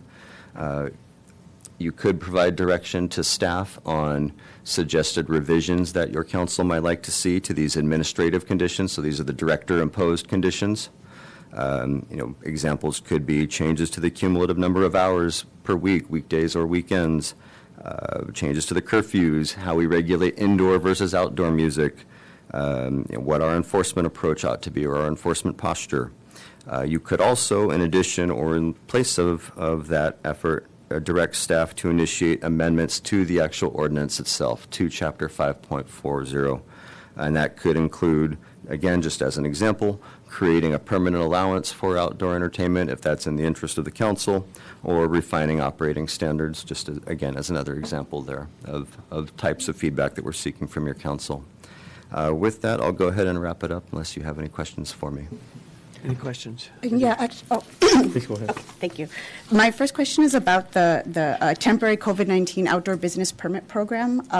Before getting into some of the details of the other issues you raised, it seems like outdoor music has really become very popular in the city, and I'm not sure how the rest of the council feels, but I would love to look into a way to get a temporary tool potentially to extend that. I know that it might not be extending the COVID-oriented ordinance might not be the best way to do it, since like you said, it really came about at the height of the pandemic. But are there other tools that we can use to extend that so that once June 30th comes around, we're not faced with moving all music indoors?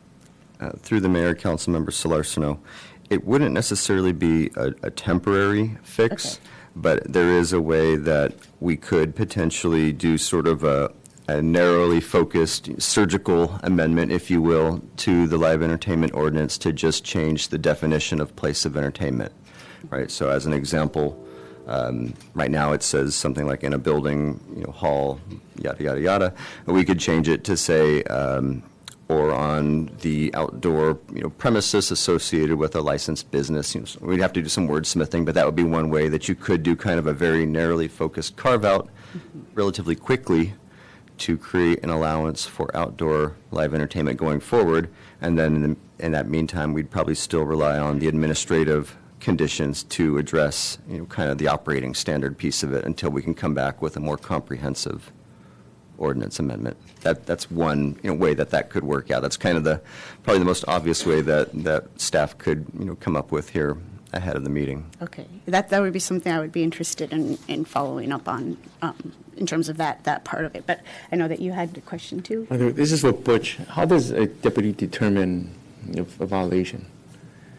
If they go in, how do you determine? Is there tools that they can use?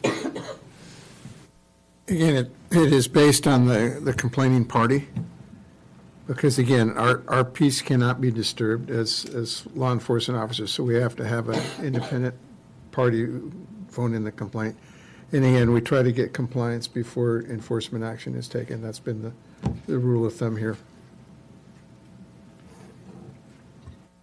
Another question. One issue that I've been hearing about are the decibel measure readers. And is that something that the city has access to, or is that something that sheriff's officers carry with them typically? I'd love to know more about what staff feedback is on those. Through the mayor, we tried to avoid relying on a decibel-based standard because we don't have that type of equipment on hand, and we don't have we don't have the means necessarily to provide each sheriff deputy with a decibel meter or some type of equipment like that, or to do the training, or to even do the kind of the upkeep or certification needed to keep those pieces of equipment in working order. And so we've tried to shy away from that type of approach in favor of something that was a little bit more readily available to our deputies and to our code compliance staff out in the field. That's helpful to know a little bit more about what's required to use those readers. It sounds like it's not as easy as just turning it on, or does it require a little bit more knowledge than that? I don't know much about them, to be honest with you. We have one somewhere here at City Hall, if we can find it, that I remember seeing pre-remodel a long time ago. It might be older than I was at this point. It was kind of an analog device. But they need to be maintained. They need to be calibrated if we're really going to rely on them as an enforcement tool. And if they were going to stand up to some kind of a challenge, if we're going to start issuing citations or potentially even a license revocation based on multiple violations of a decibel reading. And so in terms of the administrative conditions, those are the ones that you're able to change that as the community development director, is that right? Yes, that's correct. These are administrative conditions that have been crafted and placed on licensees by staff under the discretion afforded to the director in the ordinance. So, they can be iterative in the sense that I can make changes to them or amendments to them over time as conditions dictate, or with feedback from your council, or with constructive feedback from the public. So then if one concern was, one concern I've heard about is the threat of having the entertainment license revoked might seem like a heavy a consequence. It sounds in the administrative conditions that after 3 strikes or 3 warnings. Is that something that we'd be able to change that through the administrative conditions fairly easily to maybe extend the number of incidents to 5 or something, and so that's not 3, which sounds, I think, kind of more worrisome to businesses? Councilmember Slarcino, we do have that option to change any of the administrative conditions as your council sees fit, including that 3 strikes standard that you've referenced. I do want to point out that the intent of that particular standard was to try to add some quantitative kind of basis to the language that's already in the ordinance, right? So under the existing live entertainment ordinance in the municipal code, the director has the authority to revoke or suspend a license for a violation of the rules or misrepresentation of information on application. There's several grounds for when a license can be revoked, but it doesn't say beyond that, how bad of a violation does it have to be? How many violations does it have to be? And so this was sort of an attempt to kind of have something that gave a little bit more depth to, when a director may revoke a license. Got it. Thank you. If I may, thank you for your report. You shared that some businesses have expressed that these regulations have felt too restrictive. Can you provide some examples of those concerns? Through the mayor, Vice Mayor Alarcon, I haven't received a lot in the way of specifics. I know just generally that there's resistance to the the distance-based noise standards from some of the businesses. I know there's also resistance from some of the businesses about the caps on the number of cumulative hours of live music on weekdays and weekends. So, those are a couple of examples that have been brought up to me, but I haven't necessarily received concrete feedback on what these businesses would prefer to see. So that's part of what we're hoping to get tonight from some of these folks. Okay. And then one other question for you. You had shared in terms of the distance for indoor, it was 300 feet should not be disturbing. Is that what you had described? I believe that's what it says. Let me go back to it here. And is there a distance where it should not be audible at all? You provided those examples for outdoor, but I don't believe I heard anything for indoor. We didn't have an additional standard for indoor other than it just shouldn't be audible more than 300 feet off of the property. Okay. Thank you. And then outdoor, there's the little bit larger radius, 500 and 750 feet. Okay. Thank you. Mayor and City Council, can I point out a parallel ordinance that Santa Barbara County has had for numerous years? It's 40-2, it's noise prohibited. In that specific statute, it says, although it says that you can use meters and things of that nature, but the very last sentence in that, enforcement of a violation under this chapter shall not require the use of a sound level meter. So that's what the county recognizes in the county ordinance. Thank you. Thank you. Any other questions? All right, we'll open up the public comment period. I don't have any speaker slips. But I think I see some on the way.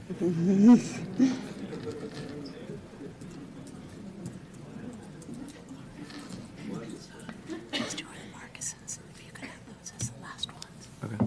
All right. Okay. Yes, we do have some. First one is Bill Wellman.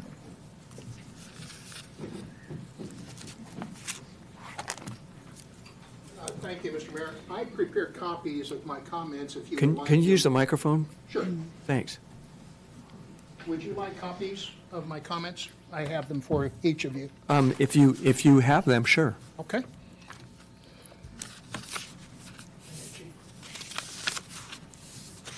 First of all, Mayor, Council, I did not know about Proclamation 3 and 4 when I prepared my comments. So as I go through here, keep that in mind. Island Brewing Company is a homegrown business. It's strongly supported by a large segment of our community. It's the neighborhood place to go, where everybody knows your name, just like that TV show Cheers. In fact, Island Brewing is also a tourist destination. Many Californians come from Santa Barbara, San Luis Obispo, Ventura, Los Angeles counties. In addition, Island Brewery enjoys visitors from England, Japan, Australia, and even Canada. Our community brings their friends and family to Island Brewery for the family atmosphere and no-hassle entertainment. In all, Island Brewery is a safe, enjoyable venue to relax and be casually entertained. Island Brewing, from its very beginning, 24 years ago, is a strong supporter of our community. The owners actively participate in community events like the Avocado Festival, Girls Inc., Rotary Club, Boys and Girls Club, and Chamber of Commerce, Carpinteria Children's Project, the Thrive, and is active with United States submarine veterans. The owner is president of Faith Lutheran Church and was named Carpinterian of the Year in 2016. Carpinteria benefits from Island Brewing as a loved business and by taxes and business fees from 2000 until now. You are now considering drafting changes to an ordinance that could negatively impact the community and businesses. During your deliberations, please keep in mind that one family is taking it upon itself to destroy a business because they can hear good music during traditional non-quiet hours. One family wants to control the behavior of hundreds of residents and tourists. One family wants to jeopardize the city's income stream by making you enact an ordinance that will jeopardize all businesses providing socially oriented services to this city. The family lives very close to the train tracks. Are they going to try to ban Amtrak next? Considering the facts I've noted, how can the City Council consider any ordinance that would negatively impact so many of your constituents? It is not the responsibility of government to hear just the voice of one person, but rather support the reasonable voice of the majority. Thank you very much for your kind attention.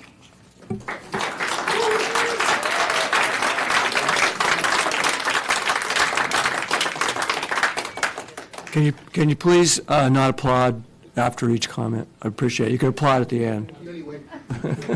Thank you for your comments. All right, Brian Moots. Good evening, Mayor, Council, staff. How are you doing? I'm here taking my time as a citizen of Carpinteria to show my support for the businesses who have the entertainment licenses. Each business is an asset to this community. In the section of the City of Carpinteria Entertainment License Additional Conditions Approval, on number 4, there's a word called reasonable. What I think the businesses are finding is that a lot of these conditions are not reasonable. One is the cumulative hours of entertainment, limited to about 2 hours a week for during the week, but that's not specified whether that's indoors or outdoors.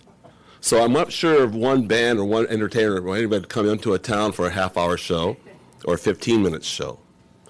What I'm asking from you and from everybody here is I have faith in this process that it'll be reasonable, that every entity will be listened to, and you'll have a balanced, fair solution. And part of that is having music outside. If anything, every beach community has music outside. Highly densely populated places have music outside. I might not be standing here talking like this, but this is not CBGB's. This is not Playing the Dead Kennedys. This is Island Brewery. This is Cork Tree. This is Sunburst. This is Brew Lab. This is the Rincons. This is south of Linden. This is what it is. It's not onerous, but some of the regulations can be onerous. They're not well defined per se. And like was mentioned by the previous speaker, it seems to be one particular family, and I'm sure they're nice in so many ways, and I'm sure they're constructive and good community members in so many ways. except for this. And we haven't had any complaints until then. In closing, April is Business Appreciation Month. Let's extend that to May, to June, to July, and August, September. Let's extend it forever, okay? Thank you very, very much. Thank you.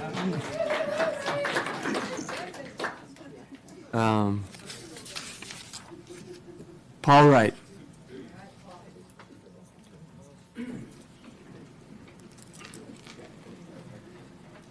I didn't pay anybody.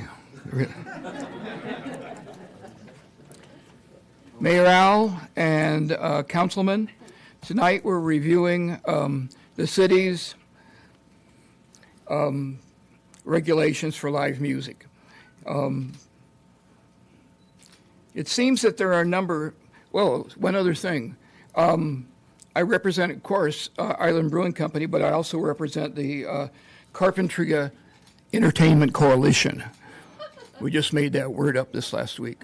But there's 5 members, of course, that are have entertainment licenses, but there's some other people who are in the process or want to be involved in the entertainment issues, and so it's an open program. We're not a 510C, whatever. But we do down together and talk about some of the issues that are important to us. Anyway, it seems that most people are pretty much in favor of live music. We haven't brought up the pile of online responses that we've gotten, but Mark will be up later. But there are some people who want peace and quiet and zero music. And then, of course, there are people in the middle, the city staff and the sheriffs, who are all in the middle of this ongoing confusion. But there's another constituency that is in effect too, and that's the musicians who play music in Carpinteria. Most of them are Carpinterians, and of course some then are from Santa Barbara and some are from Ventura, but for the most part they're local musicians, and they are, well, you can't call them amateurs because we do pay them a little bit, but they're certainly not full-time professional musicians. These are people who play because they love the music. Often music that hit them especially hard in high school and college days. And that's what they're trying to emulate. And it takes a lot of time for each of the bands to work up their repertoire. And but it's got to be a measure of love rather than an ongoing occupation. But it's an important part. Your neighbors, these are your neighbors that are involved in this. Let's see, what else can I do in this little bit of time? I am wearing a shirt from the Brewery Boys, which practiced in the back of the brewery for 8.5 years and played at a number of events, including the Avocado Festival. I was just able to get the shirt back on, so I thought it'd be worth. I have talked before about live music, and Nick and I have talked a number of times, and I'll let some of the other people who signed up complete. Well, Mr. Wright, can I ask you a question? Yeah. So we have quoted in here, you're now being negatively affected by more restrictive operating standards, and we asked staff if what those were. Can you help us? You know, what particularly is because we're looking at what are we going to do in the future. So right. Okay. What is it that you don't like? Sure. There's one little thing. The indoor limit is 300 feet to no music, and I'm not sure why that is. Because as a music purveyor, I have a choice of putting the band inside or outside, and it's getting fairly restrictive outside. It carries a long way. We've done a lot of things to mitigate that, but just because I bring it indoors, does that mean that I have to have no sound at 300 feet And if we're outdoors, it would be 500 feet for reasonable and 750 feet for no sound. So it doesn't seem, from my standpoint, that we should have a double standard on whether I choose to put the band inside or outside. It's more restrictive if I put it inside, which doesn't make sense. Anything else? The hours of operation could be, and that's something that we've all talked about among ourselves. It could be a little later, and there are two different competing times. So is it 9 o'clock or is it 10 o'clock? From our standpoint, we usually quit at 9 o'clock. We have a 3-hour sets. Then that gives people a chance to cool down and to finish their evening discussions and then head on home. I think I'm up to working with Nick some more to work out some of these other issues. And in fact, the recommendation of the Carpenter Entertainment Coalition is that we go with option 3 and work with the staff and then bring back with some recommendations. Certainly, that one of the drop dead dates is end of June, so it's something that needs to happen fairly soon. And I think that, at this point, and Nick went through a really good explanation for what's happening, but they have the COVID standards, and then we have the really administrative and the ongoing standards that we have, and they're in some places they're in conflict with each other. So, irrespective of any conditions or restrictions, would it be your preference that you'd like to have some be indoors and some be outdoors, or do you want them all outdoors, or No. what do you? Yeah, thank you. We're just going through a winter, which was kind of crazy, and I wouldn't put anybody outdoors during that time. And we roll down most of the roll-ups, and it's pretty quiet. But it's going to be summer soon. It's already spring, and there'll be a time when we want to go outside, and many of our customers will want to be outside, and it would be great to listen to some music outside. We are taking steps to mitigate in terms of aiming the speakers and the bands away from Linden, and we've certainly done that indoors, and we roll down the roll-ups, so we're not really generating a lot of noise, and that's why there haven't been any complaints lately. But when we start going outside, we're going to have to take extra steps, and I was thinking, how can I do that? The first time that I bring a band outside and have them even pointed away towards the state park, is that going to generate too much noise? And so it would be nice if I could have, a sound check sort of day when I can put the band in different places and see what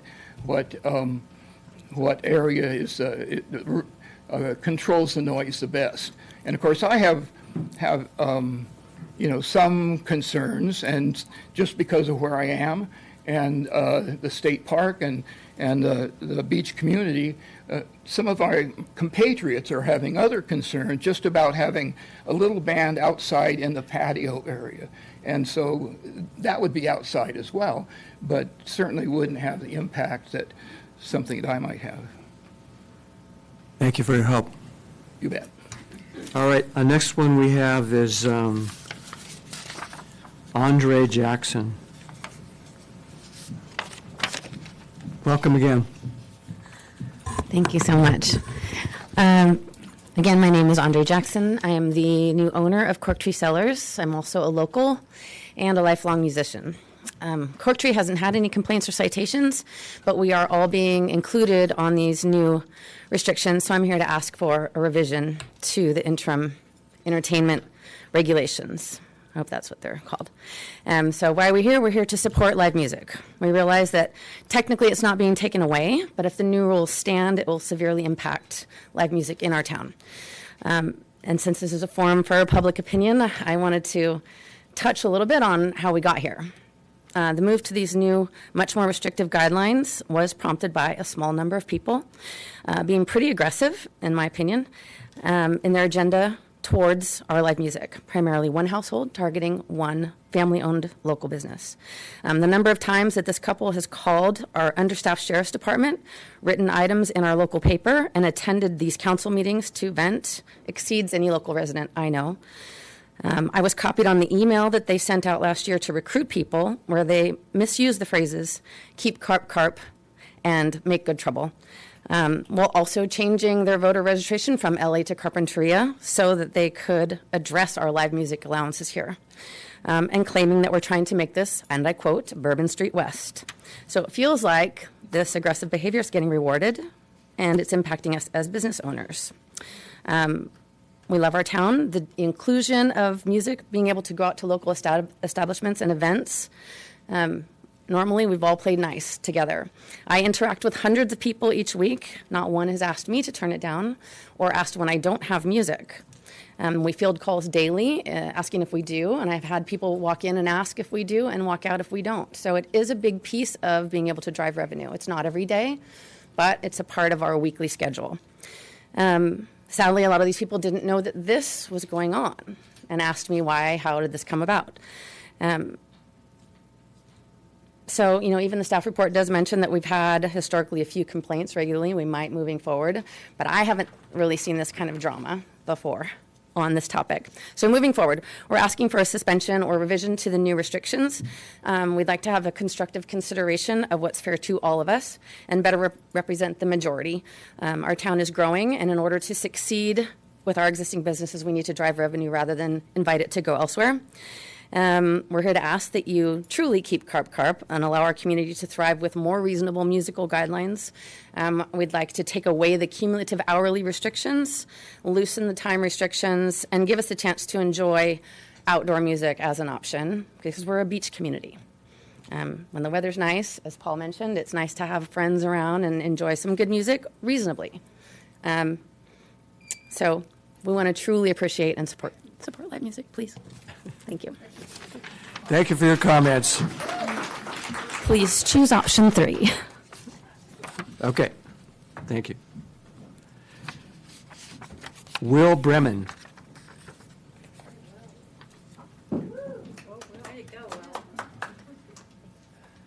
I have an hour's worth of notes. I'll try and limit that to 3 minutes. Can you? My name is Will Bremen. I've had the privilege of playing music at most every business in town that's hosted it since 2016, with the majority of those being at Island Brewing. And on that note, I can confirm I was not paid by Paul. My relationship with these businesses largely reflects the municipal code. In short, I am hired to elevate or add to their customer experience. That happens in a twofold way. On one end, I'm playing songs and genres of music that complement the general vibe and aesthetic, which, if done well, will compel customers to stay longer and consume more of their product. I'm also grateful to have grown a large following in Santa Barbara County, many of whom will show up to these shows when I'm playing, and many of whom aren't necessarily regular customers of spots like Island. That relationship is a win for everybody involved. It's a win for myself and my band. It gives us an income and a place to play. It's a win for these local businesses. They receive more revenue than they otherwise would. And as a result, that's ultimately a win for you and for the city in receiving revenue. And it also implies that I have to play music that is easy enough to listen to and at appropriate levels, otherwise I would not be invited back. It's the reason my death metal band didn't lift off the ground. It's not unique to me. In fact, you'll see it's an expectation set by these businesses that the far majority of bands and musicians and musical colleagues of mine in this county abide by. And in my experience working closely with them and with these businesses, it's a relationship that literally everyone here for the last 8 years that I've been a musician has handled responsibly, more than responsibly. We can see through countless success stories that Carpinteria is stronger as a community and as a city when it invests in its local arts and when it allows its local arts to flourish. I'm one of those success stories. Back in 2016, I had no idea what I was going to do or where I was going to live in the near future.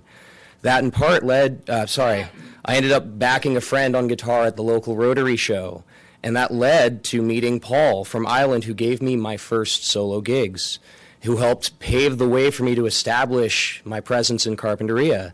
And through hard work, I grew that into spanning into a circuit that goes from LA to the Bay Area.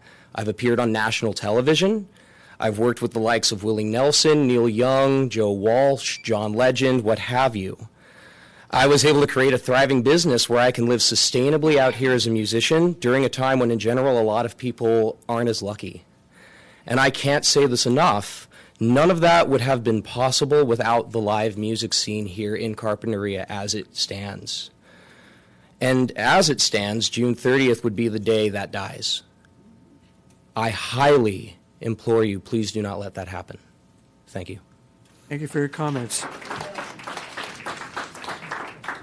Sandy Dorfman.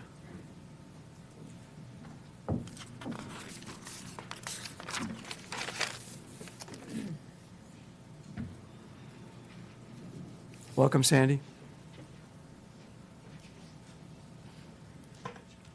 Good evening. Complaining about being able to hear music wafting through the air on a Saturday night at 8 p.m. would sound funny if it wasn't causing my great friends Cheryl and Paul Wright, owners of Island Brewing Company, so much undue stress. They've been made to feel like criminals. Following a complaint by a few have forced them, after more than 20 years, to stop all outdoor music. And now, what do? They jam the musicians who play there into a corner inside with the door shut. Decibel readers are everywhere.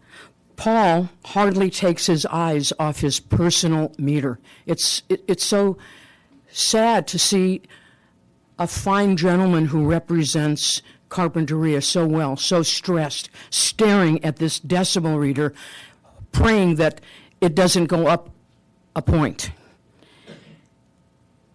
I say, thousands of Carpinterias along with me say, you know, we've got to stop the insanity.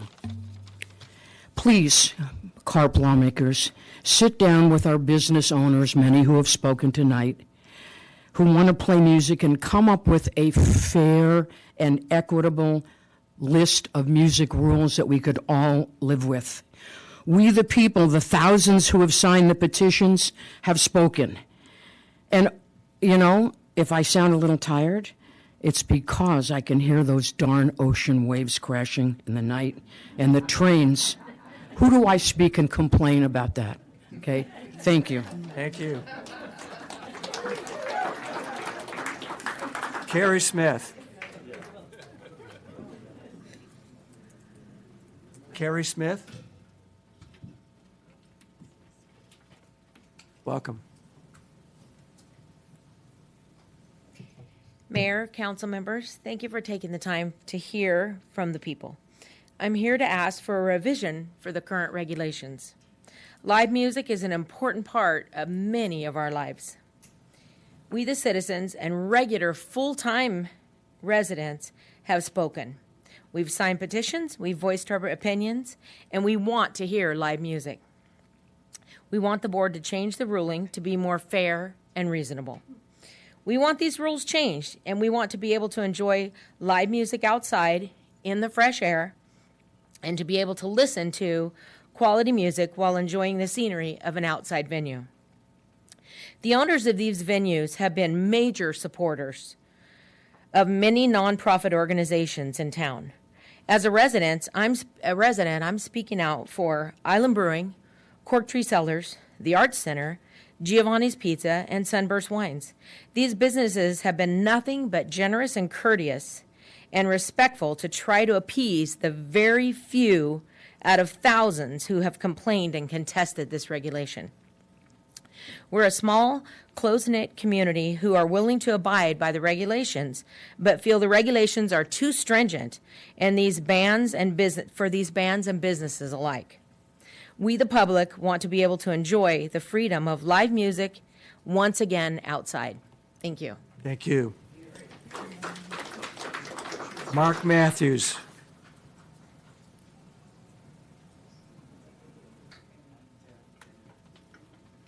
Mark Matthews? Oh, there he comes.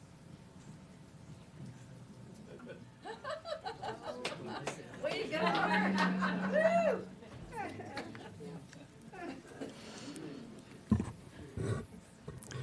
Greeting council members, Mayor Clark. My name is Mark Matthews. I've been a part of Island Brewing Company for 23 years. Live music has been a central part of our brewery from very on, and it's had a beneficial rippling effect, as you've heard and you will hear from a lot of people tonight. From the musicians to the food vendors to the bartenders to the benefits of community building. We've had live music throughout our history, really with minimal complaint and no citations until now. Now it feels like we've kind of entered a different phase of Carpinteria policies with the current entertainment license. Essentially, overnight, we were told to go get a background check and presented with a set of regulations to sign and a fee that doubled. And the impression is that these requirements did not go through any of the usual channels that wide-ranging municipal ordinances typically go through. And that's why we're glad we're having this discussion tonight. As you've heard, we are a vibrant focal point for the arts. We are a place people come to be outside, they come to listen to music. And the current trend with the entertainment license is one that constricts live music and the community as a whole. I would point out that live entertainment outdoors existed before the COVID, again, with minimal complaint or enforcement, and some might even say maximum fun. We've had an online petition. We've gathered some 1,265 comments about the state of music in Carpinteria, and there's an additional 341 signatures from another petition that just kind of organically came about.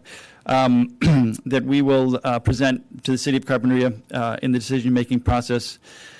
We'd like to see an abeyance of the current licensing pending community feedback and discussion with the stakeholders on the Downtown Tea Advisory Board.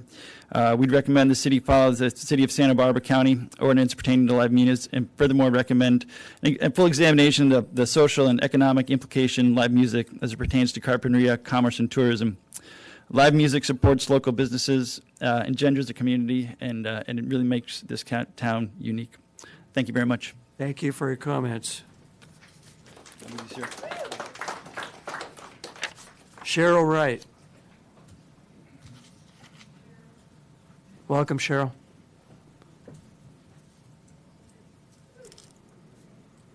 Well, I'm not the speaker that they are, but I just have a few comments. I mean, you know that I just love the music, and I was so nervous tonight. I drove all the way down here, and I only had a draft of my notes, and I'm going to read them. But I want to say good evening, Mayor Clark, council members, city manager, and Sheriff Arnaldi. It really, as much as I love music and have seen the joy that's in faces outside, listening to the music and inside, and not right now, I feel like I'm looking over my shoulder all the time, because before the sheriffs would come, they'd sit on their lunch break and eat out with the trailers that we had, the food trucks. And I'd talk with them, they'd talk with other people, and it was just such a good feeling to me to have them there and feel they were welcome.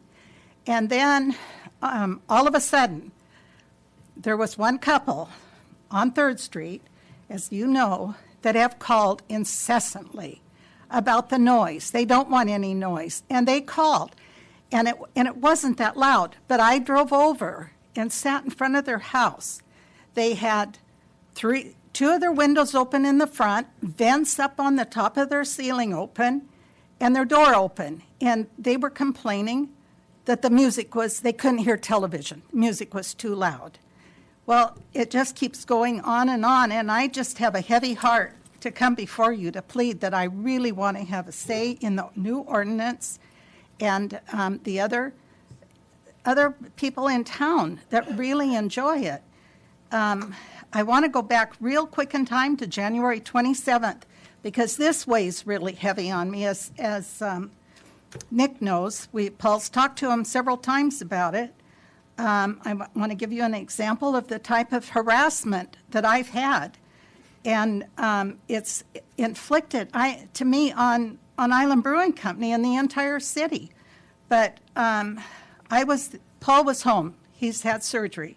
And so I was down there because I wanted to be sure the band, actually, they were indoors. I wanted to be sure that they stopped at 9 o'clock. And a lot of 8 o'clock, which that particular band was. A lot of our bands stop at 9. This was at 8 o'clock. And the two deputies came in and told, I'll make it real quick. The two deputies came in, and I jumped up to talk to them, and they said, I just want you to know that, and they told me the name, well, I knew who they were, complained. But they said they drove by, they couldn't hear any sound at all. So I didn't think any more of it. I went back outside and we were talking. People, of course, came up to me and wanted to know about why were they there and what happened. And so then about 8:10, here they come back, the same two.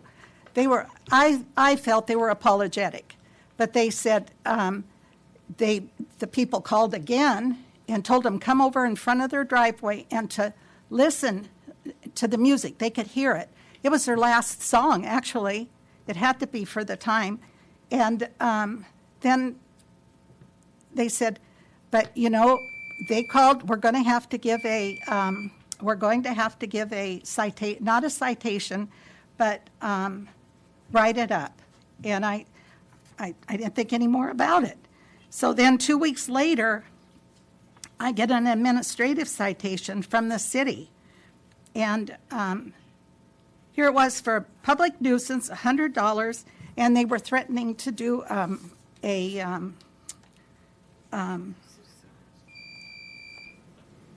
citizen's arrest on me for having it.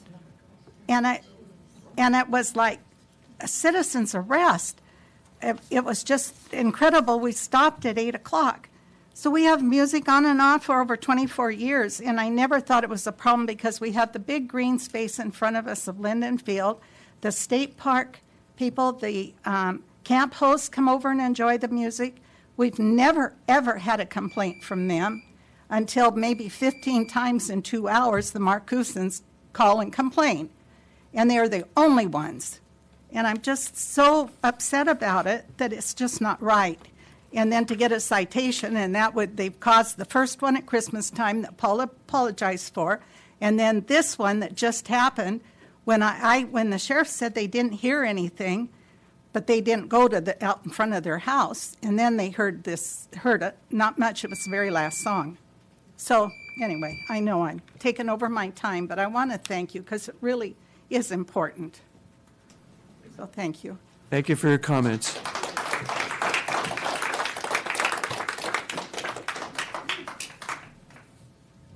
Leora Ween, did I pronounce that right? Yeah.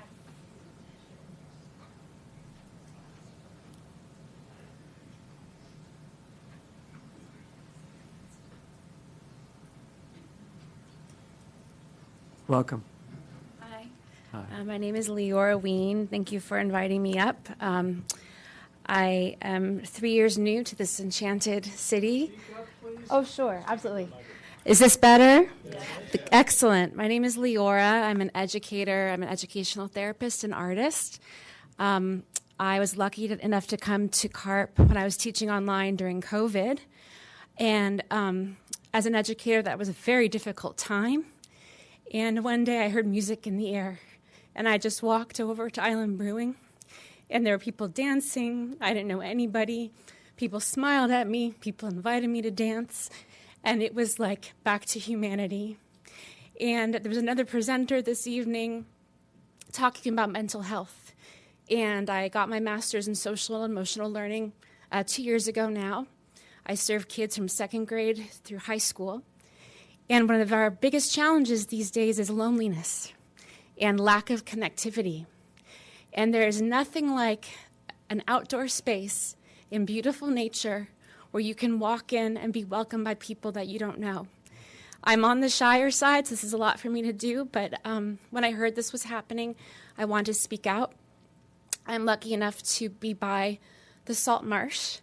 I love the neighborhood, and as a woman on my own walking around CARP at night, the music is a solace. The music tells me where I can go. The music invites me out. It is also, I would say, only a positive for all the other businesses. When I saw that there was an art center here, I thought, oh, maybe I should be here for the later part of my life. So the fact that music, which is a healing frequency, would be threatened in a community that is so obviously attuned to the beauty of the night sky, the beauty of the waves, the integrity of the cultural history of this place, I just wanted to come and speak out. So thank you for your time. Thank you very much. Robin Carlson. Welcome, Robin. Good evening. Good evening, council and city staff. Okay. The definition of music is vocals or instrumental sounds combined to produce harmony and express emotion. The definition of noise is unwanted or harmful sound considered unpleasant or disruptive. There's a few people in the beach neighborhood that seem to see music as noise. It's an unwanted sound to their ears. And why should they decide the fate of the businesses that bring music to our community? There's noises all around that are hard to hear. The wind, SpaceX. But aren't they just a part of life? And music is a part of our community, so don't confuse noise with live music. Thank you.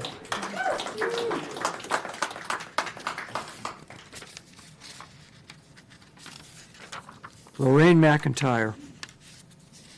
Welcome back. Good evening, council and staff. Lorraine McIntyre here. I'm the chair of the Downtown T Business Advisory Board, but I'm also here speaking on behalf of my own person. I don't think the city of Carpinteria wants to be known as the 1984 movie Footloose, the city that banned music. And how did this ordinance get to be without the city council and the public's involvement in it? On January 8th meeting, Al Clark, you expressed some surprise when you found out about the ordinance, and you directed the city staff to maybe form some kind of a focus group with members of the public to try to come together and find a solution to the ordinance. And I think that's what these people here are trying to ask you to do. As a member of the Downtown T Business Advisory Board, you've commissioned us to find ways to attract business and to work in harmony with the businesses in the city. How is this helpful to them?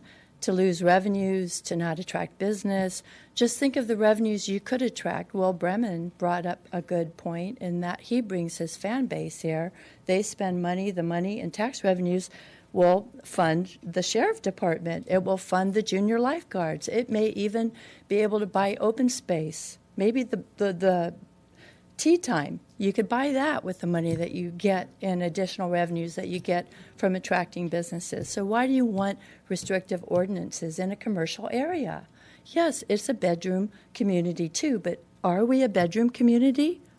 We're a city. We have commercial, we have people that live here, they go to school here, they work here. We want people to thrive here. We don't want to be a bedroom community to LA or to other cities. We want this to be a place that people come to. And so I ask that you please redesign this ordinance to make it more reasonable. The decibels seem unreasonable to any ear. I mean, it just doesn't make sense. Another solution that you could work with the homeowners to have them design some kind of a sound control system in their own homes. I mean, people that live next to the freeway have sound walls or other things built into their homes. When I got double pane windows in my home, it totally cut down the noise of the freeway. These are solutions that can be made for people that live in a commercial area or next to a freeway. Another idea is that I think in this case, the victim is becoming a nuisance in a way. I think that there should be a limit on how many times a victim is really a victim. How many times can they call and be a victim before they're a nuisance? I mean, we have a sheriff that's having to dispatch people, but yet we have break-ins, we have thefts, we have all these things going around, and they're dealing with the same complaint over and over and over again. And so anyway, ask you, please work with staff to redesign this ordinance, work with members of the businesses to make it more easy to work with for all parties. So thank you. Thank you, Lorraine. Michael McMahon.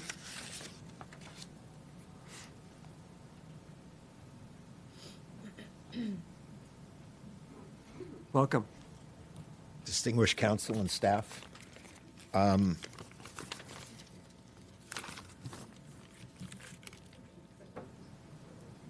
I understand that you're confronted with a tremendous responsibility to come up with an expeditious and equitable reform to a complex, overly complex system of requirements and regulations and permits that should be simplified. I'm not here on behalf of any existing business or coalition, but I do bring to the microphone some 50 years of local experience in legislative drafting, both on the state law level and on local government, county and city level. I spent some 25 years in an at-will position, running the public defender office in Santa Barbara from 78 till 2000, and then from 2000 till last year in a similar position in Ventura County. I was involved with the public defender department. What's it have to do with ordinances? Well, during the end of my career, it became very popular to enact regulations designed to limit the negativity of street gangs. And those were not usually enacted on the state level, but rather on the city or county level. I have litigated the legality and effectiveness of city ordinances all the way up to the Supreme Court on a couple of occasions. And so that's why I'm here. I'm a member of the Supreme Court of the United States, and I was recognized as a certified specialist in criminal law and appellate law here in California. So basically, let me get to the substance. We don't write on a blank slate. Live entertainment is a form of speech, and government regulation of that form of speech is limited to reasonable restrictions on time, place, and manner. I would suggest to you, based on my 50 years of experience, including defending people who were charged with misdemeanor violations of local ordinances, time is where you get your most bang for the buck. You can restrict the hours at which you will permit live entertainment, and you can restrict the duration. Place is relatively easy because it's perfectly fine to have permits and licenses for dancing or live entertainment. Your support staff will assist you with that. Attempting to regulation the manner of protected speech is a quagmire. They look good on paper when you put 300 feet, 500 feet. It looks really great. It really makes enforcement impossible, and that we must remain concerned about, which is whatever regulation we put in place, is it easily enforced? And I would strongly urge you to avoid the temptation and seduction of decibel and distance limits. Also relevant is the percentage of people in the community that are actually complaining. Do we actually really have a problem that cries out for us to fix it? Lastly, what I would leave you with is ambient noise is legally relevant in almost all the hundreds of discussions about First Amendment with regard to whether or not an occurrence or a noise or music or other speech is appropriate or inappropriate, whether the complaints are coming from someone who lives near an airport, an active train track, a shoreline, a launch and recovery pad, or a freeway, all that is relevant. So what I would strongly urge you to do, and the thing that's most pressing and urgent, is to get rid of the sunset provision permitting outlawing outdoor music, which will end in the months ahead. It takes weeks just to book the bands. right? It's part of the business complexities. We need to get rid of that and all references to COVID-19 or pandemic and build from the structure that we have with the goal of simplifying it and making it easy to enforce. Thank you for your time and consideration. Thank you for your time. Curtis Lopez.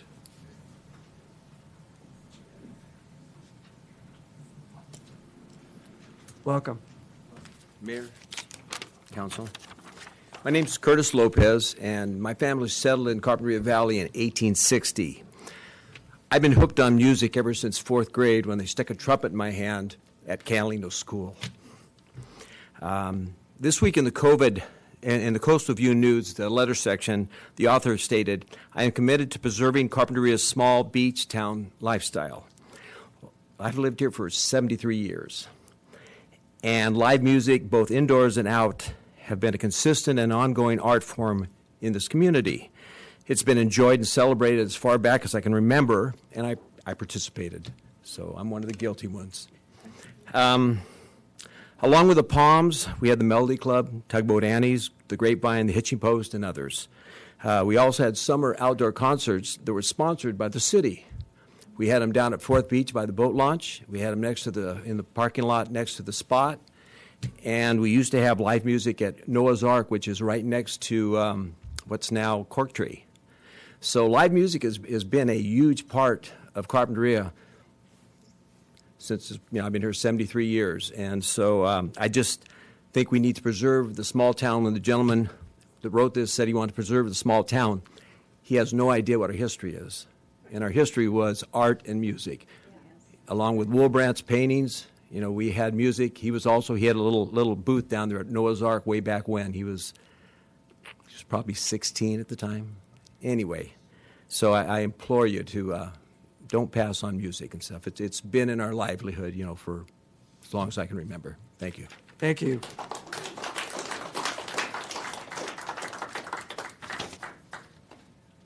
Bonnie Yonker. Now, I am just a concerned citizen, and I don't have any notes. I came here and thought I should talk. So what I want to say is that I am very concerned.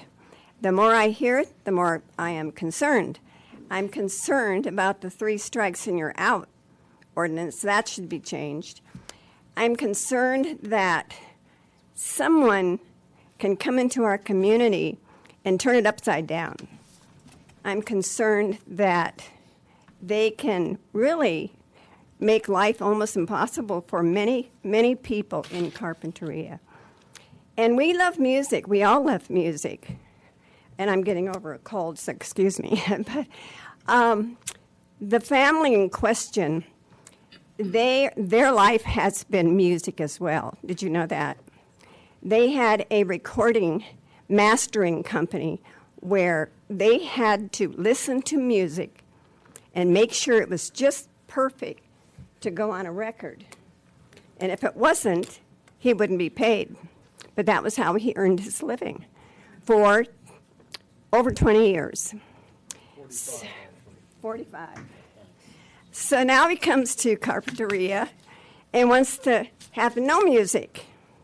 Well, we can't do that. What's Carpinteria without music? And I'm very disappointed that the city council or the city of Carp has let these kind of rules and laws go this long. We really should have cleaned this up a long time ago. We love music in Carpinteria. I grew up with music. What is life without music?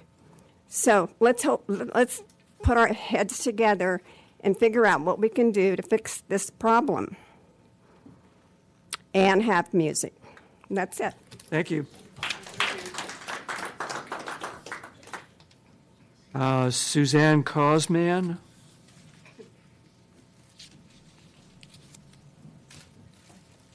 Welcome. Thank you. Ladies and gentlemen of the Carpinteria City Council, my name is Susan, and I stand before you today to advocate the preservation of live music in our beloved city. live music isn't just a form of entertainment. It's the heartbeat of our community, fostering unity, cultural enrichment, and economic vitality. Our local business depends on foot traffic generated by live music events, whether it's a cozy cafe hosting an acoustic performance or a wine bar featuring local bands. These venues contribute to our commercial landscape. They attract visitors from near and far who come to Carpinteria specifically to experience our dynamic music scene. Recent challenges threaten the existence of these vital spaces. Rising cost, regulations, and noise ordinances jeopardize the future of live music in Carpinteria and that are an integral part of the city's identity. Furthermore, it's imperative to recognize that the power to dictate the fate of live music in our city should not rest solely in the hands of one or even a few individuals. We need to save live music in Carpinteria, not just for the sake of our local businesses, but also for the people who come to our city, seeking the unique experiences it offers. Our eldest daughter spent her early years rolling around Island Brew in her stroller. She's now 16 years old and a budding music artist. Thank you, Paul. Thank you for listening to our concerns. Thank you for letting us speak. And thank you for your service to this magical musical city. Thank you. Steve Cosman. Welcome. Thank you. I'm not here representing any businesses. My name's Steve. My parents were blessed to get their first home in Carp in 1980.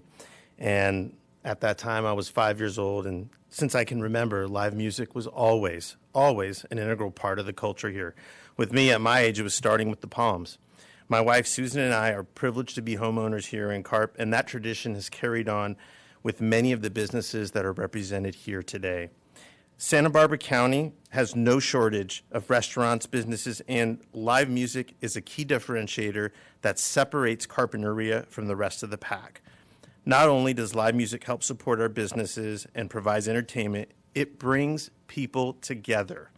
It brings people together, fostering a sense of community and connection amongst our residents of Carpinteria.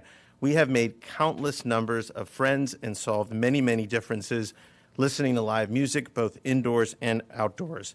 But more importantly, it truly has become a fundamental part of the Carpinteria culture, which our town is now known for. People, especially those with the families, look forward to visiting Carp because there's not that many places left where you can watch live music, grab a bite to eat, have a fun time with your friends, then walk or ride your bike back to your apartment, condo, house, tent, or trailer at our beautiful campground.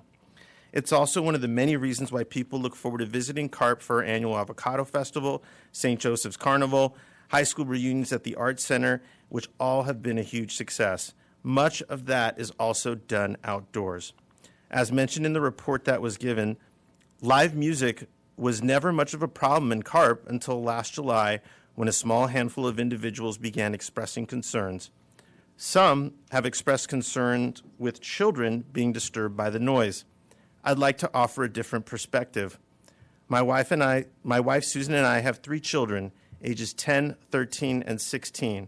For many years, all have looked forward to spending family time with us at local businesses where they can hear a band play at Island Brew, for example, hear a DJ play some cornhole, play a game of dominoes, and all that's taking them away from getting lost in all the bad content on YouTube and watching Netflix all day. So rather than trying to change and limit and restrict the Carp culture for just a handful of individuals, I ask that you consider embracing and expanding live music both indoors and outdoors to build upon the past success. Ultimately, it brings more people together than it does divides them. And thank you for your consideration. Thank you. Michelle Carlin. Welcome again, Michelle. Thank you. Good evening again. I'm Michelle Carlin. I am a board member at large on the Downtown Tea Business Advisory Board. I am also a small business owner. I do small business consulting and professional development coaching, and I'm a proud member of this community and the surrounding area. And I spent 25 years in the tourism space, and I will agree with a number of the comments here tonight that visitors coming to this area and people here in the local community all benefit both from the social aspect, but as well as the economic aspect to have a thriving downtown. And while that's important, I actually want to shed light on the humanity of this situation. And what do I mean by that? Folks, we have an ADA accessible ramp here. We do make exceptions for people in our community. We, as a society, have focused on diversity, equity, and inclusion. We are asking people to be respectful of others. Now, it appears that the family that's complaining is becoming a nuisance. And while that may be the case, I also want to challenge all of you to search your heart. Consider that someone really is super sensitive to noise. Perhaps they have a disorder. Did you know that there is a sound disorder for people? I'm shaking because I know I'm not popular right now, and I don't care. Hyperacusis is a type of reduced tolerance for sound. People with hyperacusis often find ordinary noises too loud and loud noises uncomfortable or painful. There's also something called misphonia, and it's a disorder where you have a decreased tolerance to specific sounds and things you can sense related to them. I don't know if this family has this disorder, but there is such a thing as that, and I am here to tell you that I am one of those people. Now, as someone who works in a space where I try to help with conflict resolution, I would ask two things of you: that you consider both sides, that someone actually reach out to that family, a third party that is not related to either side, and just understand from them, is it after hours or is it all the time? Right? When is this occurring for them that they're so upset by it? And with that, let's also look at these conditions. I think they are restrictive. But there has to be a balance, and there also has to be, again, that humanity piece. We're all human. Not everybody likes music. I like music, but I don't like music after hours. And that's just me. And perhaps some people move here because it is a quiet community, and others move here because they love the social scene. And there's nothing wrong with either of those sides. So let's look at that. Let's consider that. Let's form a task force, invite both sides to the party, have a third-party facilitator to help those discussions, and move forward in that manner. Thank you. Thank you. Rosa Markoff. Welcome, Rosa. Good evening, Council, staff. I came here to listen. However, after my husband and I moved here 30 years ago, and we have worked for years on various committees of various organizations and worked really hard to make Carpinteria the way it is today. And everybody wants to live here because it is a nice place to live. And I like music. I think a lot of these people think that, that other neighbors don't like music, and that's what's caused, all of the problems. This is not one family. There are others who don't like the noise and who don't like the restrictions that it puts upon us to have to listen to a lot of loud noise when we don't feel like listening to it. I think the ordinance is reasonable with maybe a couple of exceptions, but it's really unfair to signal one family out because they don't agree with the rest of the people in town that maybe have not lived here quite as long as we have. We support the businesses that are affected, and acknowledge that they need to earn a living, and we support them. But I also want to keep Carp. I don't want to make it Santa Barbara with bars all over and music everywhere and, people that are throwing up in the streets and that kind of thing. And I think this is going to be really important with all the new businesses that we have coming in. And I just really want everybody to look at these ordinances and try to make them so that we can all live with them. But noise is a real issue, and a lot of people have not complained that would complain if they were the type who did. So that's all I have to say. Thank you. Thank you for your comments. John Thomas and Monica Thomas. So it looks like a team here. Hello, Mayor and Hello. council people. How are you? So my name is John Thomas. This is my wife, Monica. We're long-term Carpinteria residents. We don't represent any business, but we wanted to kind of lend our voices to what is being said here tonight. We've been here for a long time. Music has been here for a long time. We've enjoyed the music. We've enjoyed going to the places, the establishments out here, the restaurants. We've really, really enjoyed Carpinteria, which is why we live here. When you go to a place to live, you go and you check it out first. You go, you live there, you spend a weekend there or two. What I don't understand is these people, they didn't come check out the place. They didn't come and see what Carpinteria was like before they moved here. You can turn off a radio, you can turn off a television, you can change the channel, whatever you want. But when you go move to a place, you go and you kind of feel what the atmosphere is like. You check out the schools, you check out the facilities, you check out what the businesses are like. And I just don't understand why this is the second time in 3 months that the whole city has to come out here and do a big thing like this. And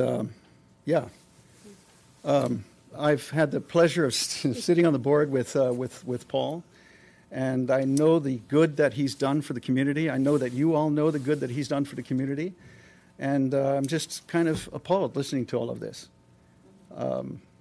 I mean, to hear Cheryl talk about getting the threat of arrest, citizen's arrest, that's crazy. That is crazy, and I can't believe it's gotten this far. So I'll let my wife take care of the rest of the time. Good night, everybody. Thank you, City Council members. First, I want to thank you for the job you do. I do know your position is really hard because you have to be really objective and listen to everybody. So I want to thank you for listening to everybody. I want to say we were not planning on coming. We were watching this on TV, and we decided to come because I found very disrespectful that every time somebody was here speaking, supporting the music, maybe they didn't know. People behind me, you can see them on TV making faces, and that's very disrespectful. So, I want to say I feel like I'm in an 80s movie, Footloose, trying to defend music. I mean, that shouldn't happen. Music heals. It's scientifically proven that music is used for therapy. It's used to heal. In this kind of environment, music creates bonding, and bonding is what creates a community. And many of these bands are also members of, it's students. We have students who have bands, and they play in these environments. And my question is, what better way for a student to release their emotions and their creativeness than by music, that by playing an instrument, by singing, by sharing their love for music.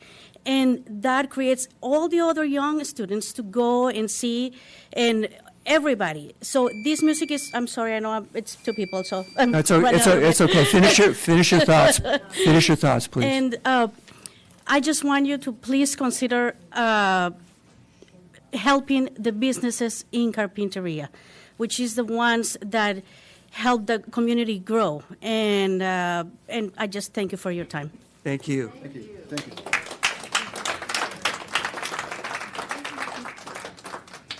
Julie Sigwart.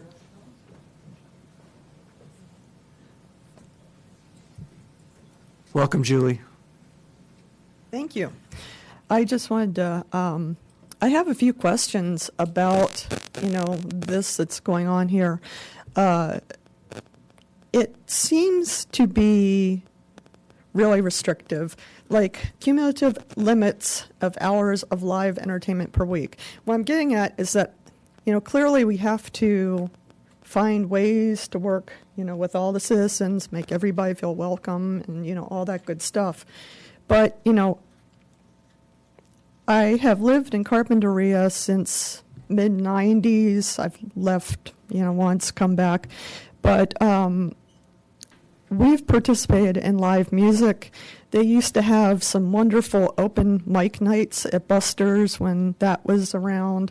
And, one of the things that is really a shame is that we don't have the Palms right now, and that has taken away a major place for a lot of the live music that has happened. But my question to you is okay, 2 hours max, Monday through Thursday, 6 hours max of live music. What is the difference between a band playing for 2 hours inside and me turning on a record at the same decibel level for the next 2 hours? How do you differentiate between that? Is it we only have live music for this amount of time, but then we can have loud music for the rest of the time, or how does that go?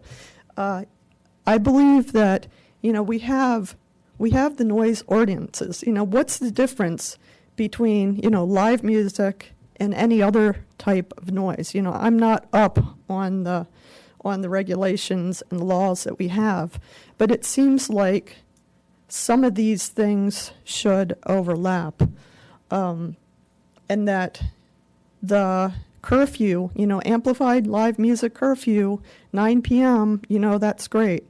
The other thing that I was thinking about, I know that a lot of people have talked about not wanting decibel level readers. I mean, I have one right here on my arm. This is an Apple Watch, and those have been found to be just as effective as professional decibel readers. So it's not like we can't tell what the sound is. I know that legally it might provide some challenges, but there are different things that go on. I know that based on the weather, sometimes I can hear the train from 2 miles away. Sometimes, I'm a half mile away from the steel rookery, and on some nights I can hear them going oof, oof, oof, oof, perfectly fine, that's just because of the weather and the atmosphere and so forth.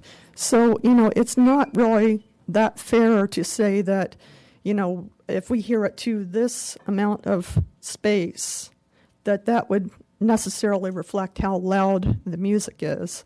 So I encourage for you to have better ways of quantifying what is considered, too loud, and to be able to make this work and, not set this restrictive 2 hours max of live music, because I don't think that makes any sense. Thank you. Thank you. Jared?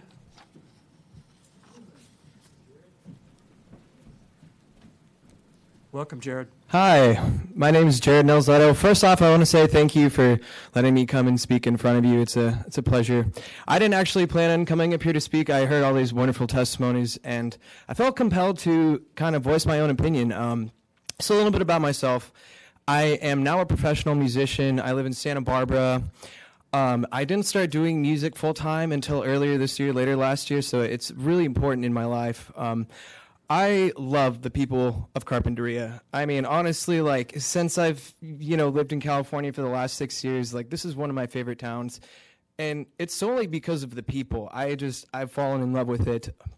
I do a lot of shows here in Carpinteria, and as a full-time musician, it's really important that I'm able to make an income and support myself. I mean, there's a lot of young people, young musicians who are struggling with all kinds of issues, depression, and instability with their finances. It's a really difficult time for people like us. And so having these kinds of restrictions, not only is it really destroying the community and your local businesses, but it's destroying opportunities for young people like me that wish they had hope in this country, but it's taken away by the few. And I'm just getting really, really fed up with a few people, whether it's, the family in the city that keep calling the police on this live music or whoever it may be. I'm just so tired of a few people getting to dictate everything that controls the stability of my life. So I love these people. I love performing music here. I want to be able to perform here.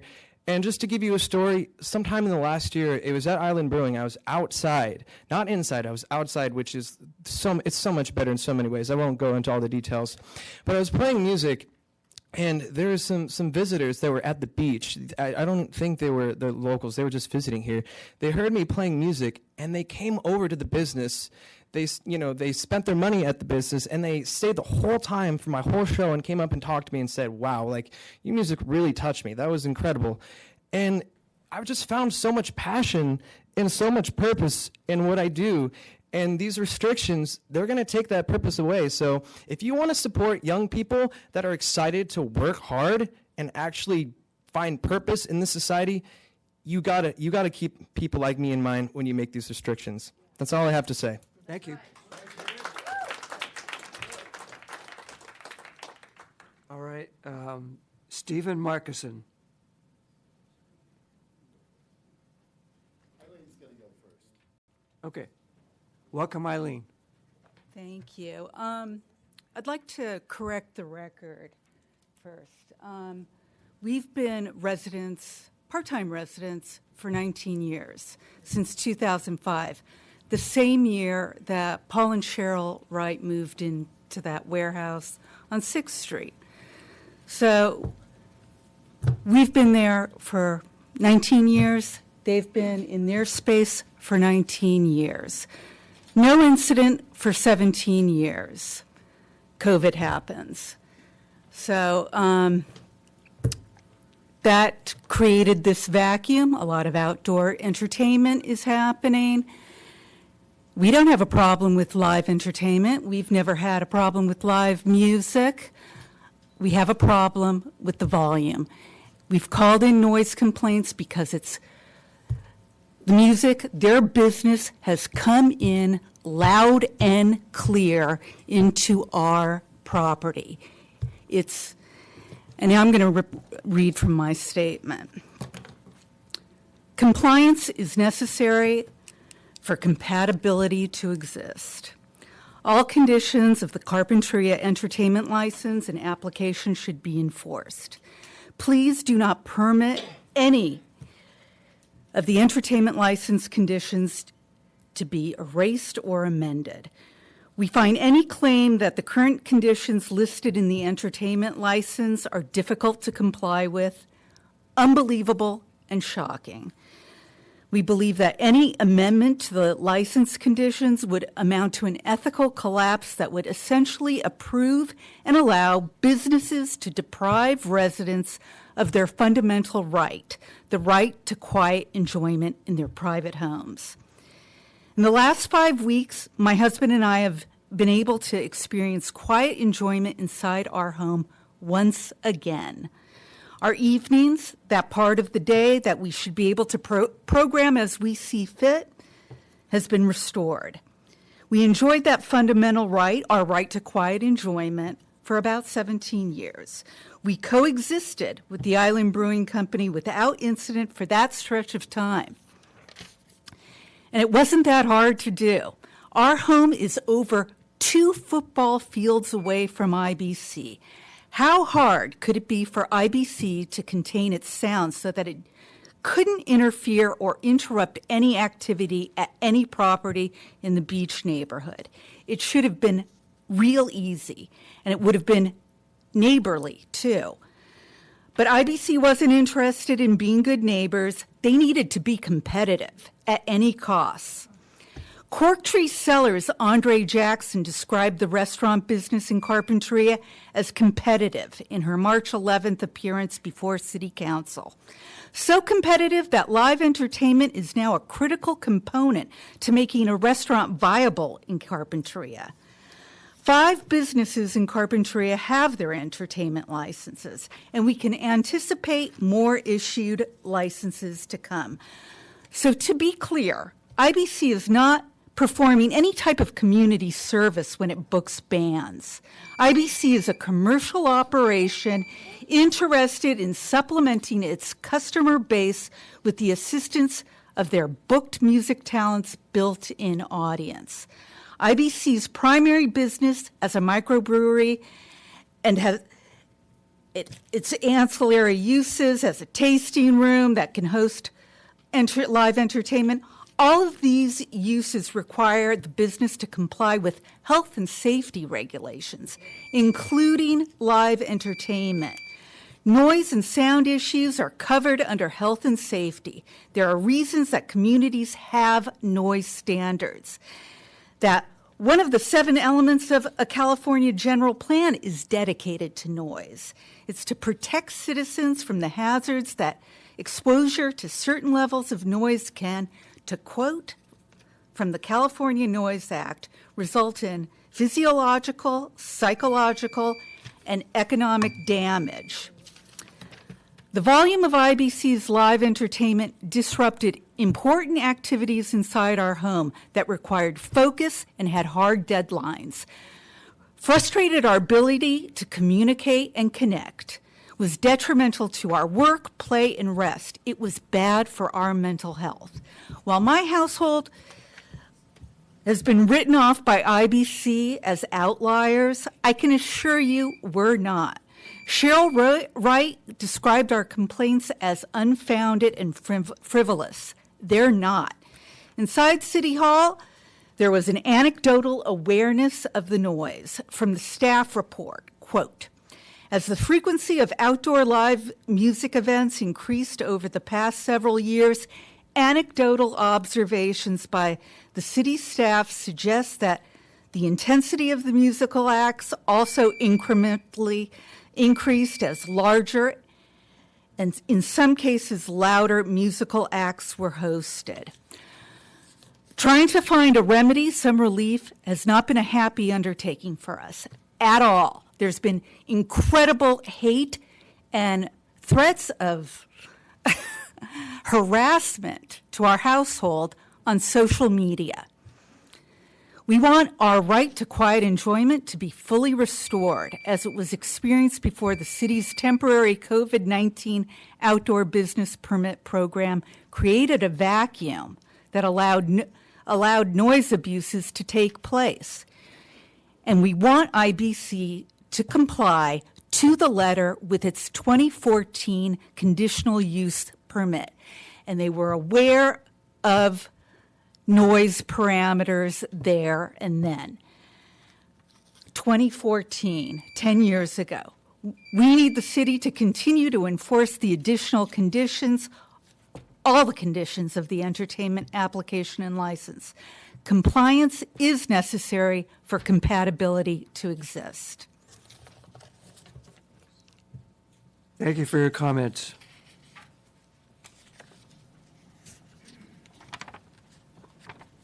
Stephen?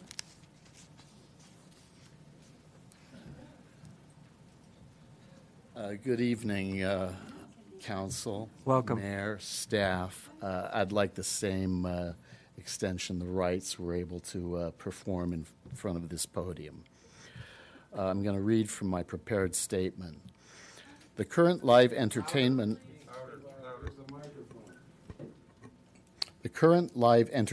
licensing program complements Carpenteria's municipal code. The updated conditions are successful in alleviating the public nuisance of loud live outdoor entertainment within the downtown T. The additional licensing conditions do not create restrictive operating standards. They do just the opposite. The conditions define a reasonable, understandable, sensible, safe, and enforceable standard.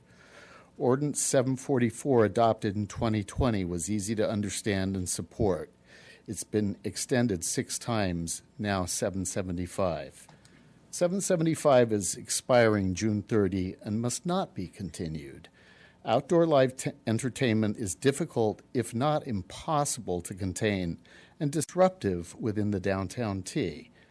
It is a public nuisance when it affects residents. Exceptions are made for special events. Saturday's punk festival at the skate park was the perfect venue for outdoor live entertainment. No public nuisance. It was great. Live indoor entertainment is a win-win-win for business, patrons, and surrounding users. It's containable and ensures the business operator control and accountability. Island Brewing Company, IBC's location, is not conducive for outdoor live entertainment due to its proximity to many sensitive receptors. IBC received 2 administrative citations for being a public nuisance after several verbal warnings over many months by the city and sheriff. February 13 citation persuaded the IBC to bring their live entertainment into compliance. IBC's live entertainment must be indoors as it has been historically, and IBC must comply with the conditions set by municipal code, their conditional use permit, and their live entertainment license. IBC has circulated a vague petition asking for a signature if you enjoy live entertainment and want the city to know. IBC's petition carries the same validity as petitioning beachgoers as they approach the beach to sign here if you like the beach. My survey, incidentally, of 43 surrounding residents who can all hear the IBC live entertainment at their homes prefer the natural sounds of the sleepy beach town that is Carpinteria. It's vital the city acknowledge continuing outdoor live entertainment in the downtown T has a negative impact and creates a public nuisance. Again, exceptions made for special events. California Civil Code lets us know we have a right of quiet enjoyment, as does City Municipal Code.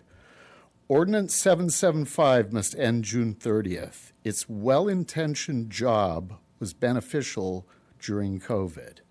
The current live entertainment licensing program is complete, fair, and reasonable, and must be permanently adopted. No changes needed.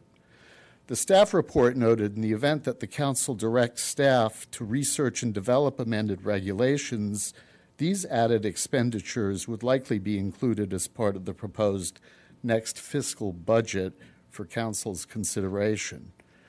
Off of my written statement, it's a shame there were so many, as the rights like to call them, mistruths. I want to thank Cheryl for identifying me by name. The hate that we receive is outrageous in this community. I see people walking down the street with open beers going, "That's the dude." I mean, really, this is too much. We're just fighting for what we are entitled to, which is peace and quiet. So all the cohorts can say, oh, this and that, and music is this. I've made a living for 45 years in music. I love music. It's in my blood. My son is a classical pianist, and by the way, called lottery or Lotto at your bar for years before live entertainment was there. So I'm going to ask the city to maybe make some allocation or some allowances for 2 to 5 hours or whatever it is. I don't care if the Island Brewery plays till 1 in the morning.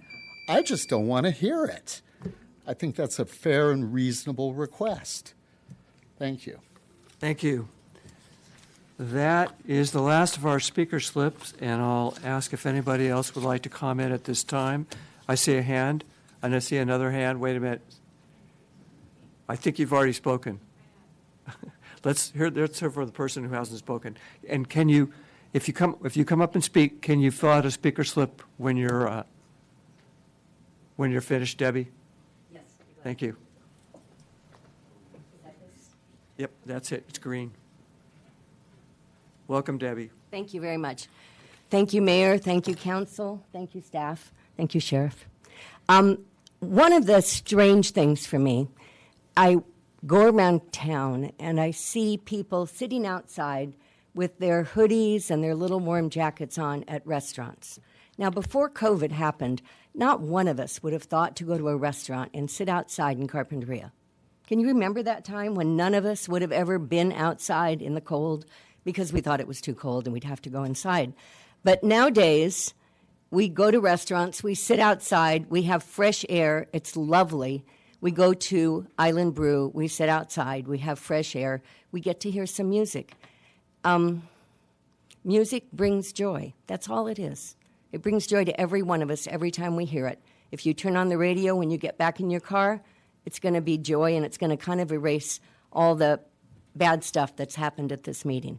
So I highly recommend that we keep the outside. It would be a great sadness to Carpinteria if we all had to go back inside again and leave our hoodies at home. Okay, thank you. Thank you, Debbie. I guess we have another speaker slip, turns out. Oh, I think I see another one.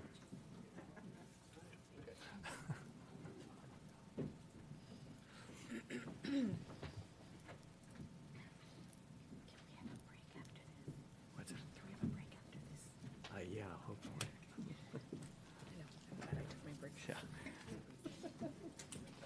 Liam Moran? That's correct. So, welcome, Liam. Thank you. I'm a Carp graduate back in 1980. Live in Ventura now. But when this came up, I decided I need to come up here and at least listen to everything and make my presence known, especially because I am a lover of live music, and this town has had a pulse that is something other than regular. It's a small beach town. It has a great summertime here, especially where we have a lot of people coming in. But also, we have a lot of people here that like to go to their regular little spots. And I'm going to go back to it, Island Brew, where everyone likes to have a good time, hang out, right next to the railroad tracks. I mean, come on. If you have moved into the area where there are railroad tracks, trains go by. They make noise. On top of that, you're allowed to put a business in there that might make a little bit more noise than regular because there's a lot of noise going on around there. I mean, that's all I'm going to say is in that regard. So when you buy your place close to the railroad tracks in Carpinteria, expect a little noise. And on top of that, if it happens to be jiving and having a little bit of groove to it, God bless you. You got a little music in there. You know? Especially if we're talking about so few people that are bothered by this, that the complainants were continually over and over and over and over complaining, maybe they should decide to make their vacation home somewhere else. Good night. Good night. Lisa Starr. Welcome. Thank you for allowing me this time to speak. I really appreciate it. I'm a resident of Carpinteria. I'm a musician. I've been very, very deeply influenced by music in a very positive way. And I'm one of those folks that has extreme sensitivity to sound. I have a neurological condition that's debilitating, and to the point where the only time I can enjoy live music is in an outdoor setting. I'm no longer able to go indoors unless I have a specific special type of earplug, and those actually cost $400. So Island Brewery was one of my very first times that I could enjoy outdoor music or live music in many years, because I can therefore move myself into the right position to where it's not too loud. At an indoor setting, it's impossible for me. So I do respect people's desire for quiet. I do hope that people will be reasonable with one another and find a good middle ground here. I think that if maybe the hours were respected and the decibel level is important for people who are, trying to be home and quiet, and if they can hear the music really loudly and at a very late hour, I think it's reasonable for them to ask for quiet. But at the same time, I think if we could somehow come to a place where we could measure that and really measure how loud the music becomes, then both parties could be happy. And I think respect is really important, especially now in these days of lack of respect. And so I just would like to say, please keep live music outdoors available to those of us who have conditions that prevent us from being able to be in indoor venues and enjoying what we really love. So thank you so much for your time. And thank you for your comments.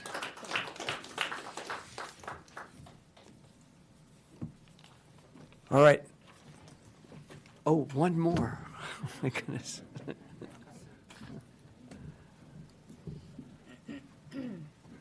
Okay. Andrew Fetters, I'm going to guess. Welcome, Andrew. Thank you, City Council, Mr. Mayor. Pardon, I'm late. I had to make dinner and put my daughter to sleep, but glad we're still here. I'm a professor at the university in education. I'm a local water polo coach, and I'm also a local musician. And I'm here to support live outdoor music. I feel like it's really important to the fabric and the culture of the community. As a musician, and some of my musician colleagues here could attest to this, bringing the live music connects with people in a way that, what's the alternative? Recorded music? I can't tell you how many times me and bandmates have played a song and brought someone unexpectedly to tears because we've connected with them in that moment. So many different songs, whether it's a Johnny Cash song or She Talks to Angels, Black Crows, connecting people to the music. And, limiting live music would severely limit the culture in the town and limit these opportunities to create this, these magical happenings.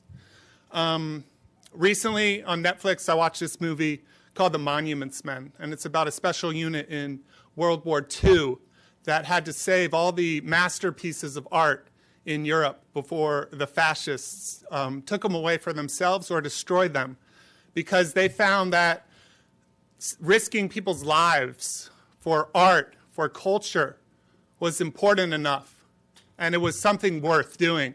And, what is fascism? Overreach to the government. I'm not talking about that, but I'm talking about the few dictating the lives of the many. And, this movie, it was timely. It's leaving Netflix soon, people. You should check it out. But it's timely that I watched it and I got here today, because we can't have few people take away something so valuable. Because if you erase someone's music, someone's art, you erase their culture, you erase their humanity. And we can't let that happen in Carpinteria. Thank you.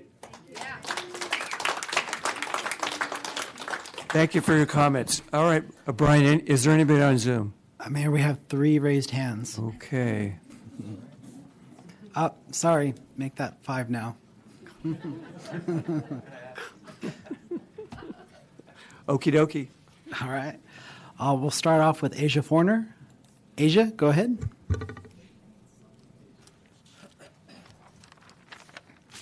Asia, are you there?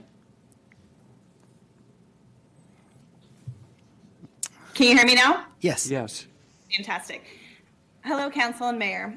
As an active member of this community who is involved in many nonprofits and community groups, I'm often asking these businesses for donations for our local youth. They are always willing to donate and very generous with their support. If we take away live music from these businesses, it will be a drastic cut in their livelihood.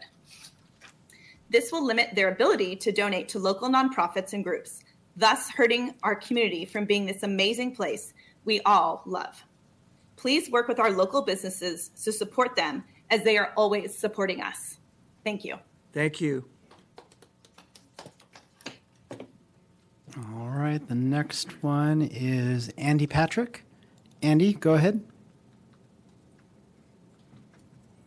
Hi, thank you. I love this community. I'm relatively new, but in fact, I want to dance with all of you for the amazing heartfelt comments that you've made tonight. It's puzzling to me because every Monday and Tuesday morning for approximately 2 hours, starting at about 7 in the morning, I listen to leaf blowers. And yet nobody's mentioned the gas-powered leaf blowers with the nice folks wearing earmuffs and goggles. And don't get me started on that ongoing whistle stop, that damn train. But anyway, good evening, City Council members and fellow community members. My name is Andy, and I stand before you to champion the vibrant heart of our community, our local music scene. The proposed entertainment license conditions threaten to dim the cultural vibrancy that Carpinteria is known for. As Lorraine mentioned a little bit earlier, and a couple of others mentioned, Kevin Bacon comes to mind. It's Footloose. It's like, what's next? Women in robes with white hats? I mean, we're reminded that dance, music, and art are not merely entertainment. They're essential for well-being, community spirit, cultural expression. These mediums are the lifeblood of our community, reflecting our identity, our creativity, and our resilience. No community service? I mean, come on, please. It enhances the atmosphere of this place. It supports the local culture and the heritage. It drives tourism, economic growth. It facilitates social connections. It promotes well-being and relaxation, for that matter. It encourages activities out of doors. It inspires creativity and expression. It enhances seasonal celebrations. I mean, how many times have you all gone to Island Brewing and sung along with our Christmas carols? And I can't imagine, like, that is what is disturbing you? Are you crazy? Come on. Physiological, mental impact. Then go after leaf blowers and trash trucks, as I mentioned before. I mean, come on. Art and music share the profound ability to connect us. They transcend language and barriers. They evoke emotions. They foster creativity. They build bridges between us, not walls. Cities are celebrated for their cultural vibrancy, like Austin, Nashville, New Orleans. Not only do they enjoy economic benefits through tourism and local spending, but they boast a strong sense of community and identity. Joseph Campbell, in conversation with Bill Moyers, once said that we're not looking for the meaning of life, but the experiences that remind us what it means to be alive. And my God, what greater experience can we have dancing together, enjoying together? So I know this is a difficult situation, and I admire the council because it's a tough one. And I admire those people that are going up against all of this. I get it. This is a tough one, but please, otherwise we become vanilla. We become Anywhere USA, and that's not what we want to be. So please allow music to flourish. Allow artists to flourish. That's what makes us who we are. Thank you. Thank you for your comments. All right, next we have Julia Mayer. Julia, go ahead. Hi, City Council. I'm sorry that I'm not there. We're on our spring break. And I want to say that my sister Jess is sitting next to me. So this is a 2-for-1. I feel like I just really want to underscore what everybody's already said, which is outdoor music. What an amazing experience. Something that you have to keep in mind is that when you're outside, kids can watch music. And when we think about our kids, I have 6 nieces and nephews and children in band right now. And the idea of being able to go watch Coach Andrew's klezmer band play at Island Brew is like their ideal Saturday. So if we take that away and we put music behind, inside where it's 21 and over, we're just taking away their accessibility. The other thing is that Island Brew has supported every nonprofit that I've ever worked with. They've never said no, not one time. They only say yes, and how much more can we do? And the idea that we as a community could rally and support them too is kind of just the Carp way. And that's really all I want to say tonight. I hope you are having a wonderful Monday night. Thank you, Julia.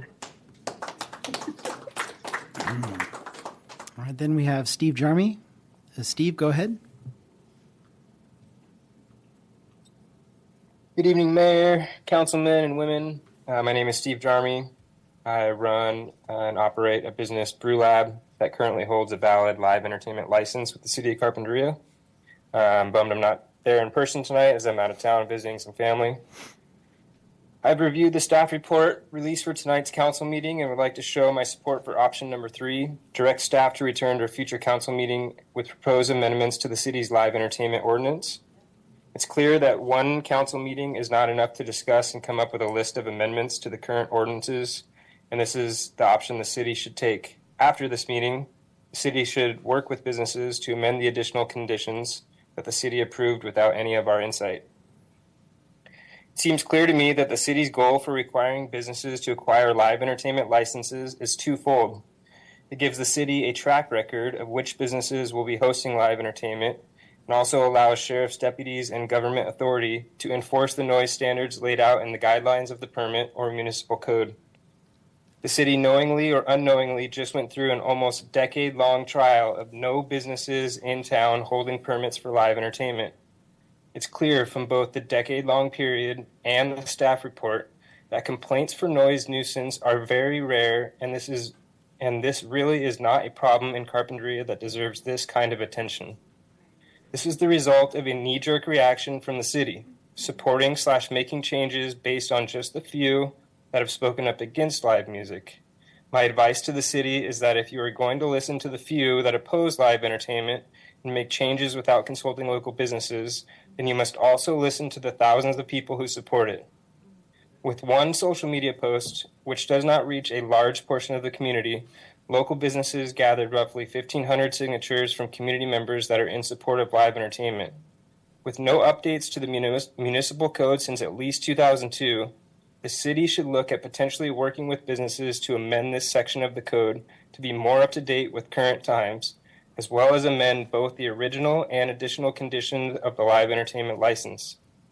I, for one, would like to see the city adopt the option to have live music outdoors permanently, with fair conditions that benefit businesses and residences, and would also like to see an abeyance to the additional conditions of the permit, specifically no limits on hours per week, as well as no change to the hours from that listed in the municipal code. In a town full of artists and musicians, live music should without a doubt be a part of the culture here in Carpinteria. Thank you.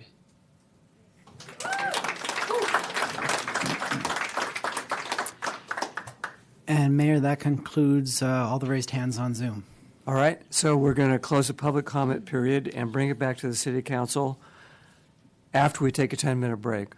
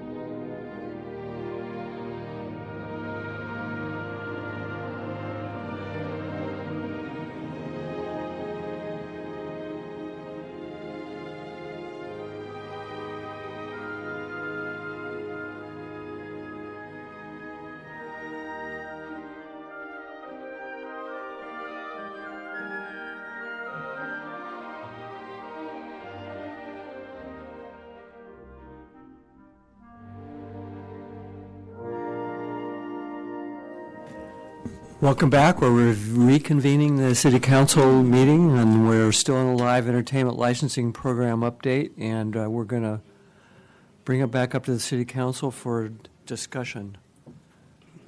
Anybody want to start off? Yeah, I mean, I think one thing, after listening to all the comments, I would like to return to the concept of the ordinance, the looking at live, maybe asking staff to craft or to make edits or look into making edits to the ordinance to permanently allow for outdoor music in the future. And I'm not sure how the rest of the council feels about that, but that's, I think, the first thing that it seems like the I don't know what has to happen legally with the COVID extension, but I mean, I think that the live entertainment needs to stand on its own, not keep right, being yeah. tagged on to COVID. Right. So I think that's why if we could direct staff to look at the ordinance and just permanently incorporate outdoor live music, since right now it only incorporates indoor unless there's these special conditions. But I think we do. I mean, there were a lot of comments about the various restrictions and their parameters, basically, and I agree with some of those changes. Mm-hmm. So I don't know what we want to do. I guess we want to do something about number 3, but I think, is there some way to, I don't know, that's... If you look at the motion, it's kind of covers pretty much most of that. Well, yeah, no, but I'd be happy to share some of my thoughts to Okay, get that'd it be great. started. Okay. Well, first of all, I'd like to say thank you to the entire community for coming out and really being a participant in the community decision with live music. It's no doubt that, and it's clear that live music has been a history of Carpinteria and present, and I hope to see it continue into its future. However, that doesn't mean that reasonable standards or regulations need to exist, and I think that there is, and hopefully there's a sweet spot where it can all coexist together. In terms of my recommendations or what I would like to see, I think, as was recently discussed in terms of the outdoor music, I'd like to see that continue. I think we do need to address the fact that I would not be on board with continuing to extend the COVID emergency ordinance, so I don't know what that would entail. I would be happy to look at and explore the number of hours, and from what I understand, the number of hours in terms of music isn't necessarily an issue as much as it is in terms of the ability to regulate the how loud it is. The volume, thank you.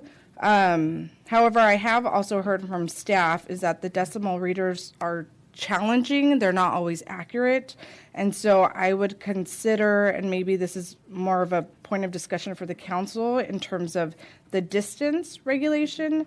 There was one point that was made in terms of it, and I guess it depends also on where the business is located, but it seems like having music indoor feels more restrictive than it just being outside. So I'd be curious to know what the other thoughts are on behalf of the council members. And those are my comments as of right now. Well, I think after listening to everybody, the idea of trying to do enforcement by distance seems like that is maybe, it feels very subjective, and I don't know necessarily what the right way to go forward is, but I like the idea of limiting by hours, like how currently there's a limit at 9 o'clock or 10 o'clock, but however the case may be. And with the administrative conditions, I also like the idea of extending those so that to something like 4 hours between Monday and Thursday, maybe 9 hours on Friday and Sunday. But in terms of how to regulate the noise level, that's something that I'm struggling with. But I do think that the distance requirement, that I feel like there's too many variables at play, whether it's weather or wind or other ambient noise that might make it hard to use that as a measuring stick. Yeah, it's difficult to use sound measuring equipment. I mean, you have to anticipate that something's going to be in a court of law, and so you have to have documented training that the person knows how to use it. You can calibrate it that day.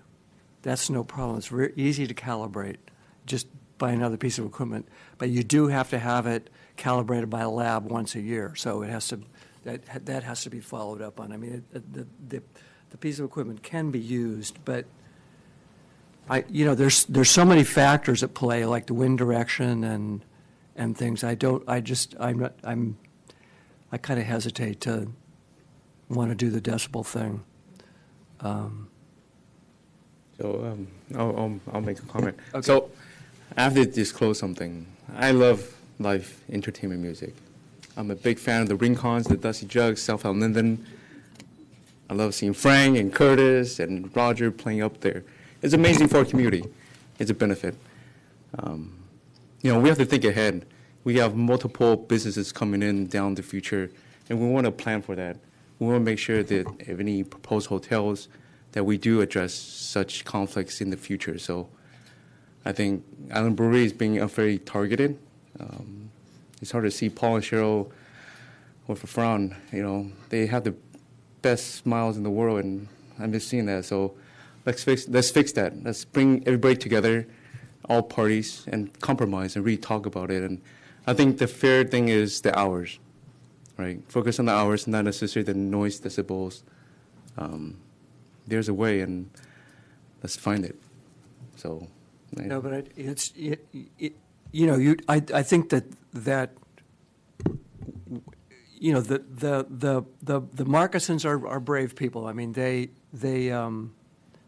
there's obviously other people that are opposed to it, but just haven't stepped forward. But they did mention the volume as a key issue, and so I mean, I don't know how to regulate volume without decibels, but I don't with the outdoor function, it's not going to really work. I don't know what the answer is to the volume, but that seems to be what they're complaining about, not necessarily the hours, but the volume. That's correct. And so that's is there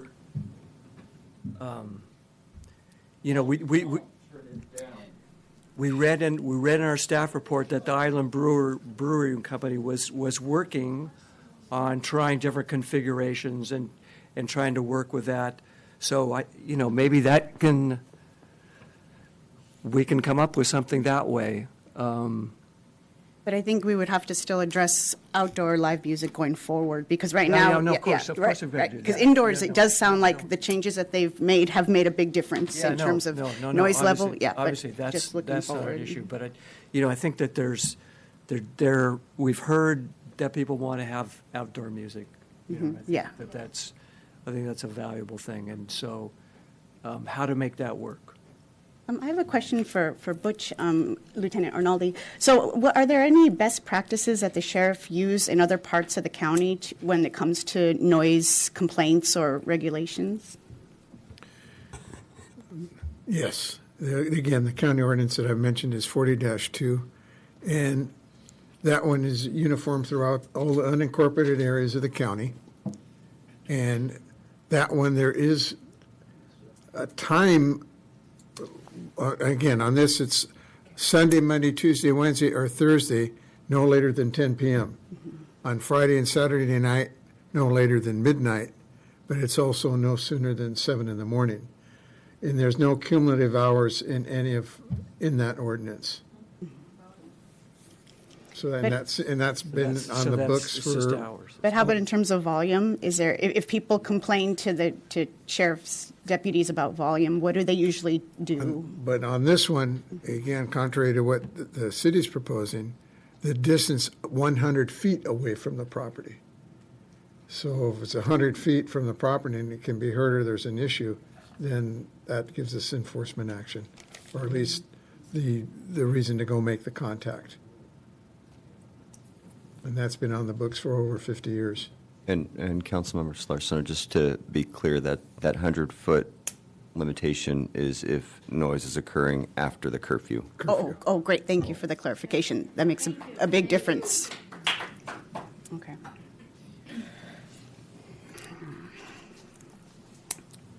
Well, I think Supervisor-elect Roy made a good point. Is that we have the future to deal with, and the future may include rooftop bars, and, we don't know what they're going to want to do. And so how are we going to deal with this situation going forward? And I think it's, I don't know, if maybe, I'd like to say that everybody would be the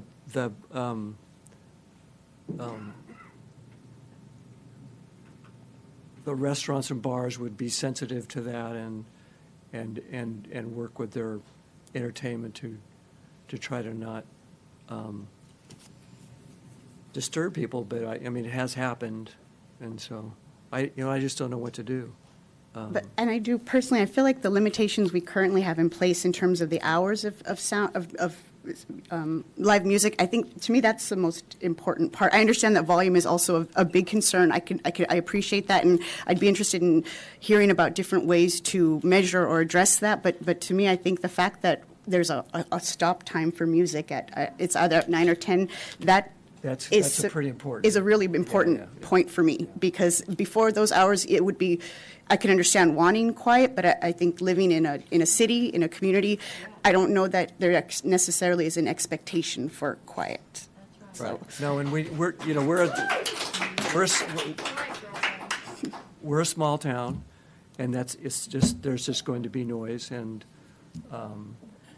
but we do need to be good neighbors and try to work with each other on a friendly basis. And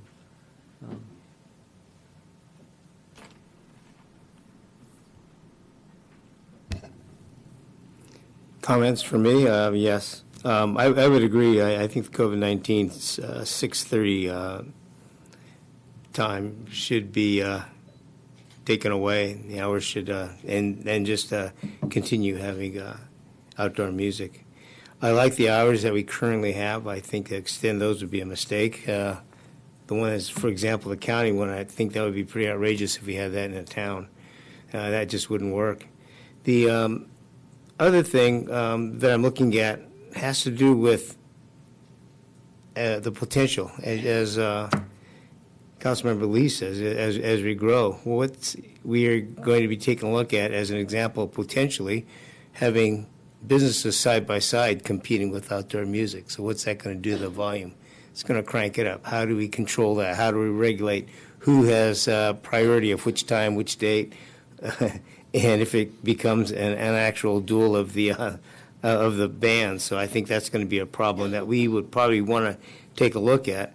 I agree, too, that the sound levels are something that we do have to take a look at and be concerned about as a major concern, especially for the people that live in these neighborhoods that get a little bit of that fallout. As I take a look at how to move this one forward, my one and biggest concern is that I don't have the technology to actually make comment or make suggestions or recommendations. How we measure the sound, how far away it is, or anything like that, or how, if we even regulate or measure the size of the bands that are going to be playing on these patios. They could be huge. So for that reason, one suggestion would be is to create a committee specific to this one, so that law enforcement doesn't have to get involved, so the city doesn't have to get involved. Create, as an example, an ad hoc committee specific to going around to the different areas and actually listening to these bands as part of their purview and make suggestions, recommendations, including suggesting to the bands that may be creeping a little bit louder than they should to back it back down a bit because of the sound levels. Something to think about. And again, I don't feel comfortable actually taking action on something that's going to be technology-wise. Those are my comments. Yeah, I would say on my end, in terms of, it sounds like what we're having a difficult time really determining is the enforcement piece of things. The reality is that every business is going to have its own unique situation. My concern with having and forming a committee means that it's going to require additional staff time to try to meet everyone's needs, when the reality is I think our role in this really is to be able to create a reasonable standard. And it sounds as though with the director continuing to have administrative oversight, there's still some gray area in there. So it's not necessarily black and white, and I can imagine that should concerns continue to arise, they would come back to the council.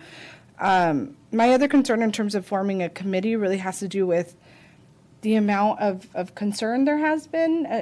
I mean, there has been a concern recently, at least the last 6 months. It also sounds as though since these entertainment license was put into place, that has significantly reduced. And so what we have in place does work right now, and I don't want to take away from that. Oh, Yeah, I see the council making policy and not being involved in enforcement. But yeah, to your point, I appreciate Nick had explained about how he has some discretion to be able to make quick changes on those administrative conditions. So I think that does give us some wiggle room in terms of if we recommend a certain change to the administrative conditions, and then we end up getting maybe more complaints and we need to request another change. It sounds like that's something that Nick could do without too much additional work or time. And so I think that gives us some space to make these choices. But I think if we continue with the administrative conditions, I would definitely want to see some changes made to them, just in terms of, like I said, the cumulative hours, in terms of the standard for revoking a business license, and just some of those types of things. Yeah, I think that I agree with the hours. I think it's a little bit too restrictive, and that needs to be opened up a little bit.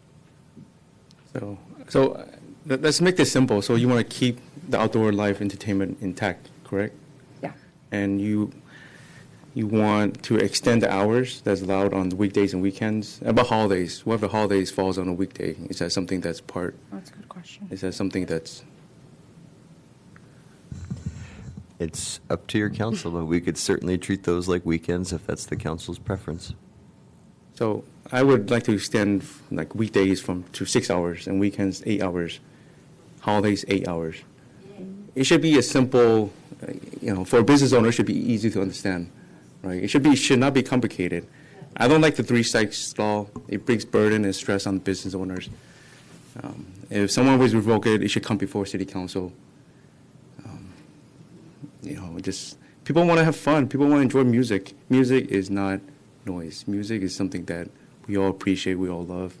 Let's make it simple, common sense, going forward. So, but we're not going to solve this tonight. This will take more time to think and address. So, I think we should continue it and ask Nick and staff to bring us options that we can look at hard and make your life more difficult. And it sounds, though, in terms of the council, we're on board with most amendments. It sounds as though what we're really stuck on is the enforcement or policy piece. And so I'm curious to know, other than decimals and distance, what are our other options? Through the mayor, vice mayor Alarcon. We're going to get there. It's late.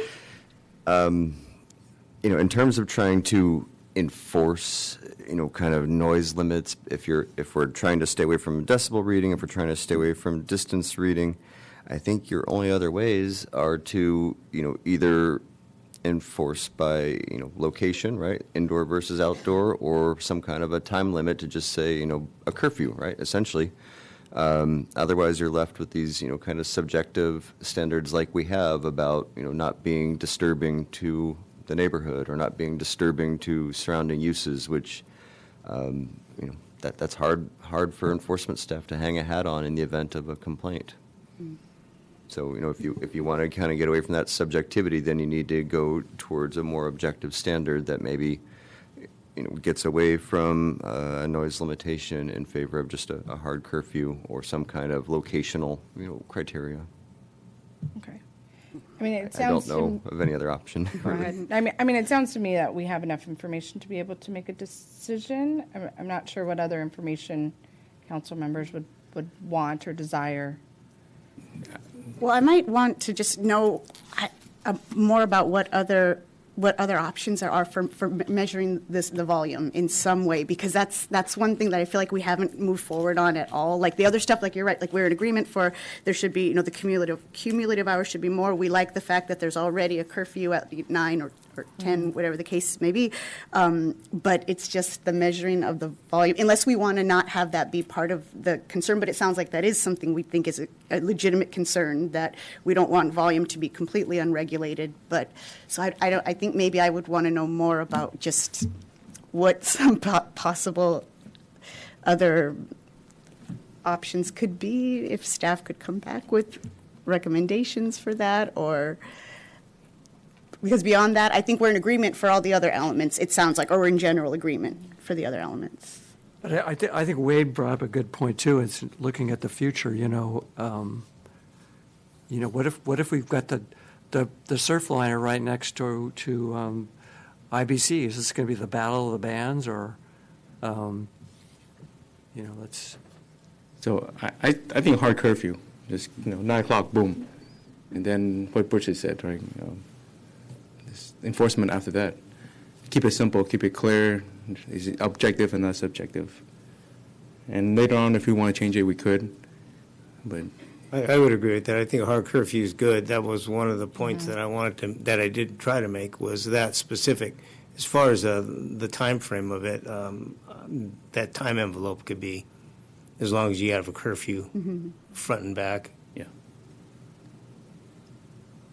So weekdays, 9 o'clock, weekends, holidays, 10 o'clock.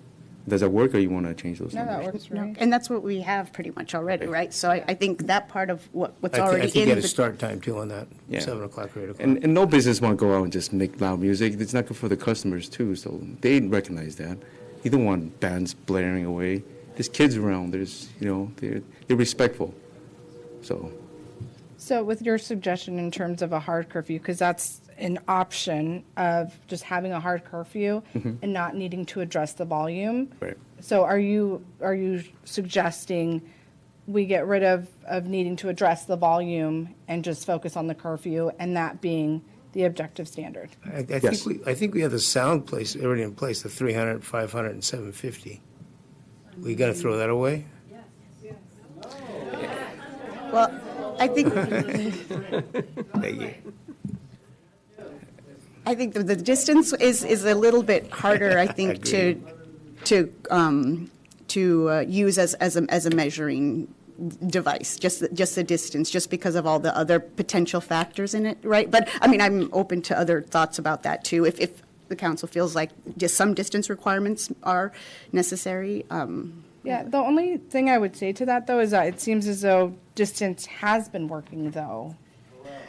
But I think also it's because the entertainment has been moved indoors completely at that location, so that once they're outdoors again, because it sounds like we all want to change the ordinance so that outdoor music is permanent, right? And so at that point, then it wouldn't have the distance might come more into play. Right. Through the mayor, if it's helpful, just to kind of provide some context. Since the administrative conditions have been put in place, they have these distance standards to them.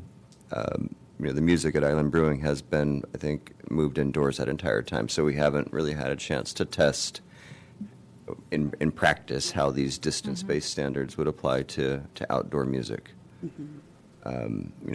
Paul had mentioned in his comments that he can tinker with different setups or different layouts and try to see if that has a benefit. It may, it may not. It's sort of untested at this point. We haven't really had an opportunity that I'm aware of to kind of see how that works out, or if that works out. Well, then Maybe it does, right? If the band is oriented outdoors but facing into the brewery with the doors up, maybe that works. Or maybe it bounces off the warehouse and still reverberates back out to the beach neighborhood. I don't know. Well, we haven't had that chance to to put those hypotheses to test. So if we're all in favor of this idea of a curfew, though, then could that be something that we work into the administrative conditions, and then going forward we can see, once there is some data to work with in terms of when bands play outside, how the distance plays into that? Because you're right, I hear what you're saying is that if we don't know how that is impacted, then we can't make a decision about it yet.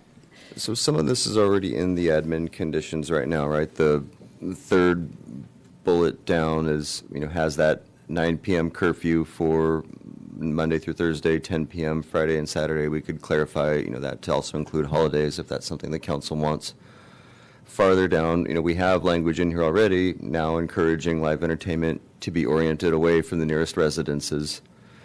It's a start, right? I don't know how effective it's going to be, but that kind of intent is already reflected in there. And we've seen Island Brewing, take some steps in that vein in the last couple months of trying to reorient their stage and reorient their music, away from the residential areas. And it's had benefit, but again, it's just hard to gauge because it's been done in concert with other measures as well. Right. So then I guess we're just going to have to try stuff out and come back if there needs to be modifications. Yeah, I think that's an option here. If there's agreement amongst the council on, doing away with certain of the admin conditions, like the cumulative limits on amount of music on weekdays or amount of music on weekends, then we can strike that. If there's, interest by the council in doing away with the distance standards for now and seeing, how things go without that, we can give it a shot, right? If it's not working or if we're still having the same types of problems, then we can, come back and let you know and take another crack at it. I mean, that's it's kind of a messy process, but that's an option. I would think I'd feel more comfortable with that because then we'd at least have examples to work with in terms of the distance. Because since right now we don't have those examples, so I think So even though I know it lengthens the process and it isn't as tidy, but I think it's really important in terms of being fair to all sides to find out what that distance is like when the music is outdoors.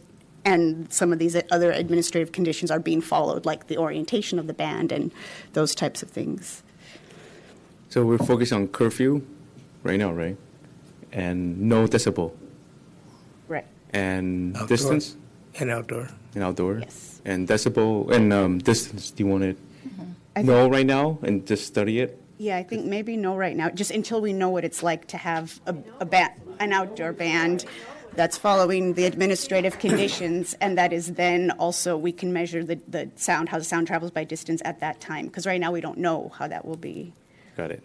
And it'd be great because summer's coming up, so we can have. I'm sorry, Councilmember Lee, can you re-ask your question? So it'd be good because summer's coming up. We have a lot of time to put our policies to test. I'm sorry, I'm going to have to ask, through the mayor, if I can ask the public to limit their comments while we're deliberating on the dais so we can come to a conclusion. Yeah. Okay. All right. Thank you. So do we all understand what we agree on? Yes and no. I'm sorry. I'm going to have clarification. I think, Monica, in terms of what you were sharing about the distance, if we remove it and then still explore it, I don't quite grasp what that would look like and if that would fall on city staff and how that would be explored. Would it have to be coordinated with the business to determine when they're playing, and then business staff would have to go out to 300 feet across the... So I need a better sense of that, and if that's really a realistic way to tackle the situation. Well, in a sense, we're sort of back to where we were, with some potential things to work with, but if it doesn't work, then we're going to get complaints, and that's what we're good. That'll be our information. Yeah, and I think as a governing body, I think we just need to set a standard and be okay with, again,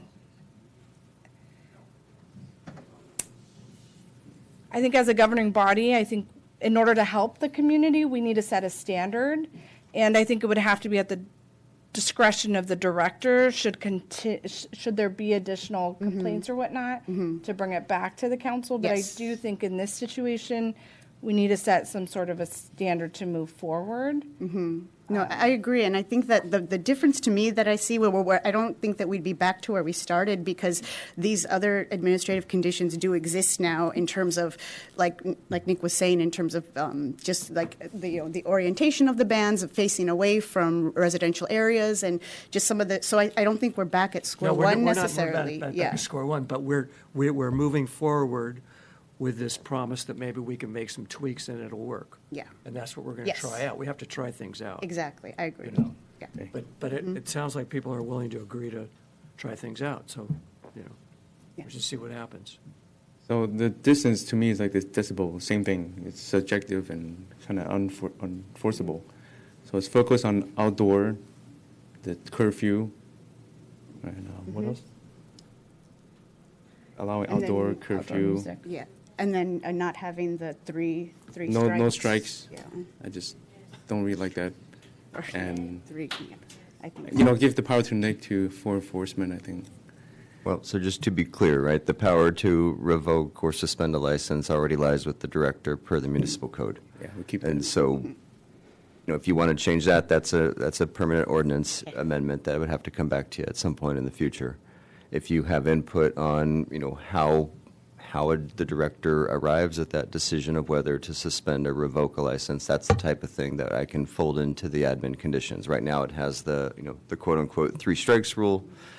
If you want to do away with that, that's fine. But then, I'm going to kind of be left with the question of, what tools can I use or should I use in the event of, an egregious violation or repeat violations to get, compliance. And currently there are fees, Is right? it administrative Are there- citations that Yeah. you want do you want my staff to use? Is it, are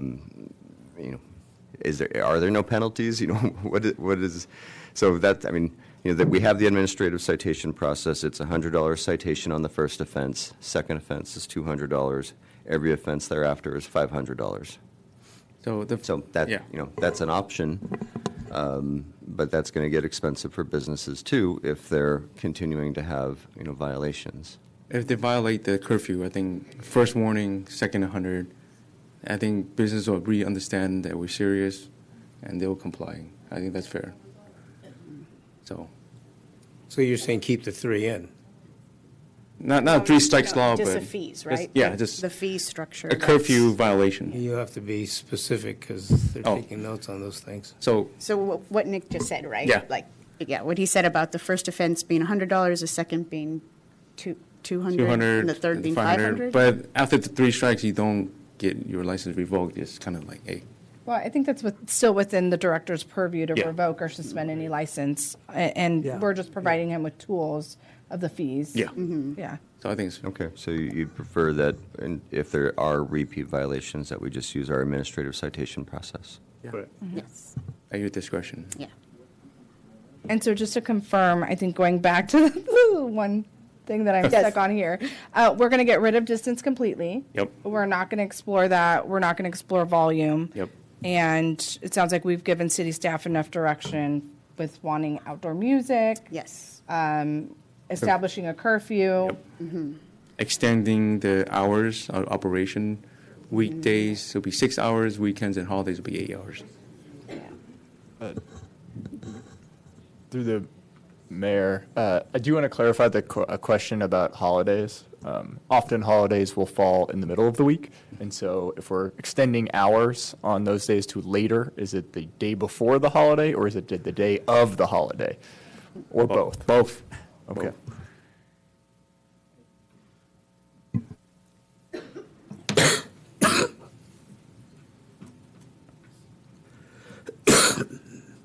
Okay. Is that Of course, this direction? will all be coming back to us, so, Right.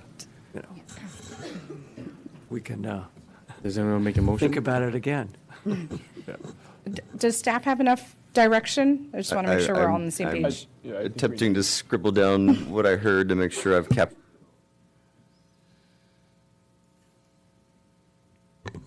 I'm sorry, Council, and I heard from Council Member Lee of doing the day before and the day of the holiday, but I didn't hear a second, or the mayor. Was that something that the council?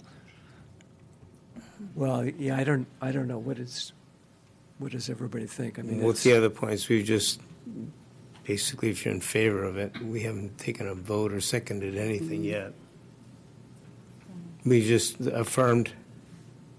So, for me, that works. Both days, the day before and of. Well, through the mayor, I think it may be helpful to handle this in a stepwise fashion in terms of each item. So Hey, Perfect. yes. yeah, That works. Fantastic. So may I offer that, at least to start here while Nick compiles all the guidance on the administrative policy, that we take a motion and a vote with respect to directing staff to amend the city's live entertainment provisions in order to accommodate outdoor music following the expiration of the city's temporary COVID program. Okay, So so moved. I'll second it then. Okay, we have motion and second. Any further discussion? All in favor, say aye. Aye. Motion passes 5-0. Brian?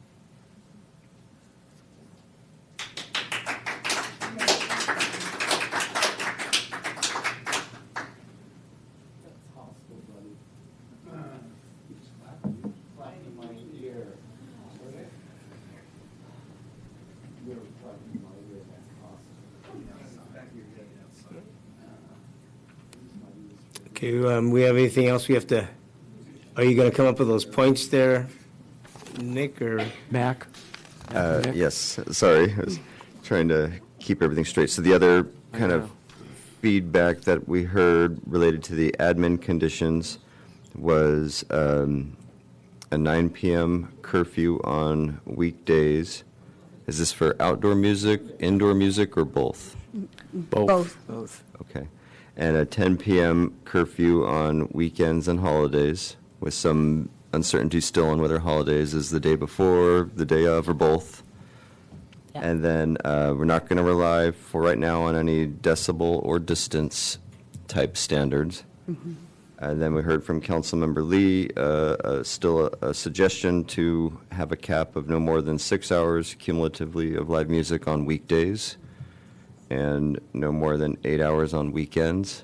Actually, I would say 9 hours if that's okay, because then it's like there'd be 3 a day, like 3 Friday, 3 Saturday, and 3 Sunday. Might as well round it up to 10. 9 hours, yes. Nine, I would say, yeah. And I assume that'll have the same kind of and holiday language.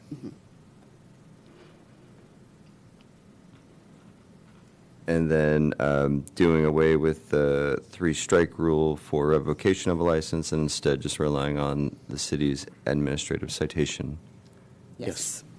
powers. Okay.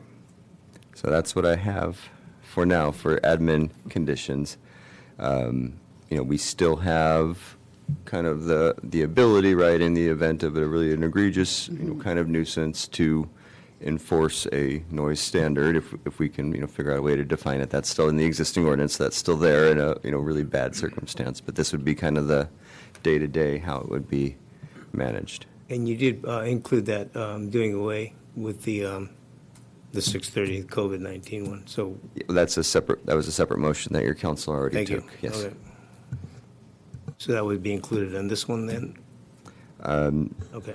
This is just additional. This is kind of the admin condition. So if your council's directing us to permanently allow outdoor music, then we would just strike that, that acknowledgement of the expiration Perfect. of the COVID rules from the admin conditions. Just wanted to clarify. So do we have to make a motion from that, or? Well, Council, if I could, another clarification regarding the cumulative number of hours for the weekdays and weekends. Are we talking specifically about outdoor music? Because I don't think that we originally had intended, when we set the 2 hours for the weekdays, we weren't thinking I think we were thinking more of outdoor at that time, and wasn't necessarily the intention to limit. I know there's situations like at the Cork Tree where they have lots of indoor music without any issue, and I don't think our intention was to limit them to 2 hours. No. I think we were thinking more of outdoor at that time. Outdoor. So, Yeah, no, that's right. even 6 hours here, if the Cork Tree wanted to have, 3 hours every day of acoustic music inside, our intention wasn't necessarily to limit that. And so as we set these cumulative caps, just want to clarify if we're just referencing specifically outdoor music or all live entertainment collectively. I would say that would be outdoor, because the other thing we may want to look at is a curfew one too. If that goes indoor, then do we need a curfew for 9 and 10 o'clock if it's indoor? That's true. Why is someone just doing acoustic? It's never been out. Exactly. So maybe the points would be, my suggestion would be for the outdoor. Yeah, I agree. Yep. Then we could readdress then the indoor. Thank you.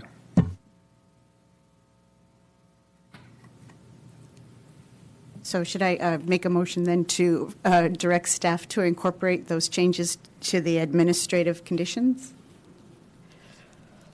Yeah. Okay, I'll make that motion. I'll second that. Okay. Aye. All in favor? Aye. One more intricacy. Indoors at IBC is very different than indoors at Cork Tree. One of them, we talked about even using the word enclosed with 4 walls versus indoor is a little bit different when you have larger doors and the sound can carry. And so I don't know if you want to make if we want to talk about indoors as, it creates this interesting situation where we have someone indoors, but, 2 large open doors. And I would agree with that. Maybe have in the vocabulary include something like bay doors or something like that to be closed. Yeah, we can explore some language. I know, Nick, we're concerned about creating too much language for, different scenarios. So we talked about maybe using enclosed versus not enclosed versus indoor, outdoor. I think enclosed works. Okay. Yeah, enclosed would cover it. Or you could even define it as having 4 walls or something. I think enclosed would include that. If you had a bay door open, that wouldn't be enclosed. Up to you. Okay, well, we'll explore that, but that's also helpful. There's so many things as we go about this that we run into. Oh, okay, so that's helpful. Thank you. I think you have a pretty good idea in the intent, at least the direction we're going. Okay. All right. Anything else? We'll take a stab at it with what you've provided and report back. Good luck. Yeah, thank you, Nick, and thank you to all the staff who are working really hard on this issue. We really appreciate it. And thanks for public input. Yeah, thanks for everybody for coming out, and it's a work in progress.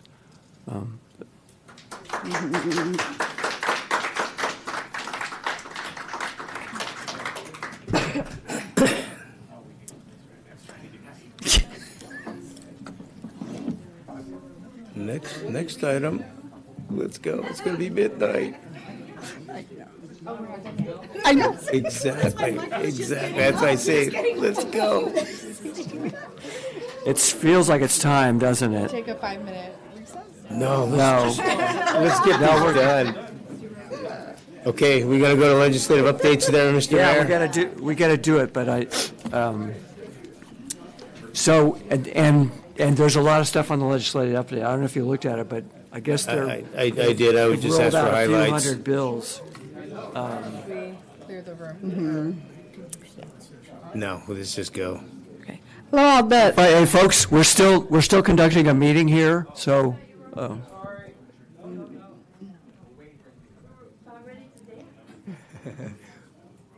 We have to hurry before the curfew hits us.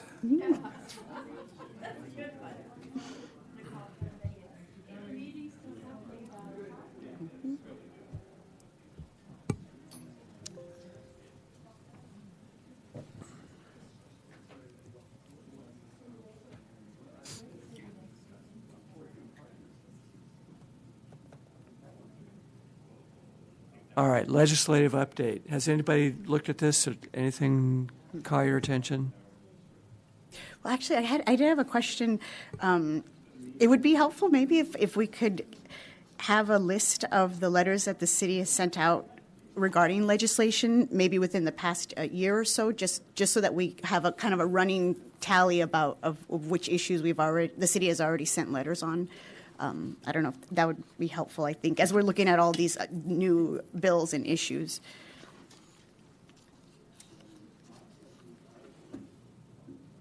Well, I mean, there's stuff that probably is relevant to everybody, but I mean, every city everywhere. But there's stuff that's especially important to us, like housing laws.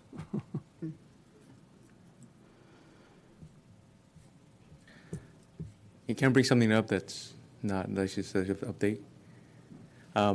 Lee Heller earlier mentioned something. Can we explore the idea about what she proposed for animals? Yeah, sure. Yeah, I know it feels like a long time ago, and I heard this term, affordable housing overlay. Is that something that, Mac, you're familiar with? Through the mayor, Councilmember Lee, yes, that could take a number of forms, right, in terms of a zoning overlay to allow for more affordable housing, I think is typically the approach.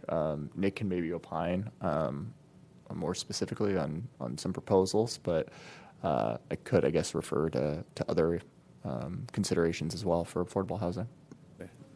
I just want to learn more about that. Thanks.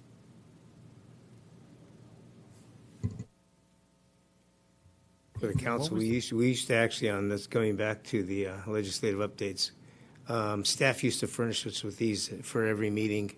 Then we just make a decision on that. At one point in time, it became, I would say, a decision of staff on which ones were actually most going to influence and affect us. So they actually gave us a modified version. My suggestion would be keep both, but actually have a modified version list of those specific that could potentially affect us, that we may want to take action on to support or endorse. That would be Saves us helpful. a ton of time. Yeah, I agree. I'm a little confused with their rating system because it's got support, oppose, pending, and then pending hot, and I don't know what hot means. Does it mean that this is really, really important, or it's really coming soon, or it's considered urgent? Yeah. Yeah, I think it's meant to be like a hot topic. Something. Exactly. Yeah.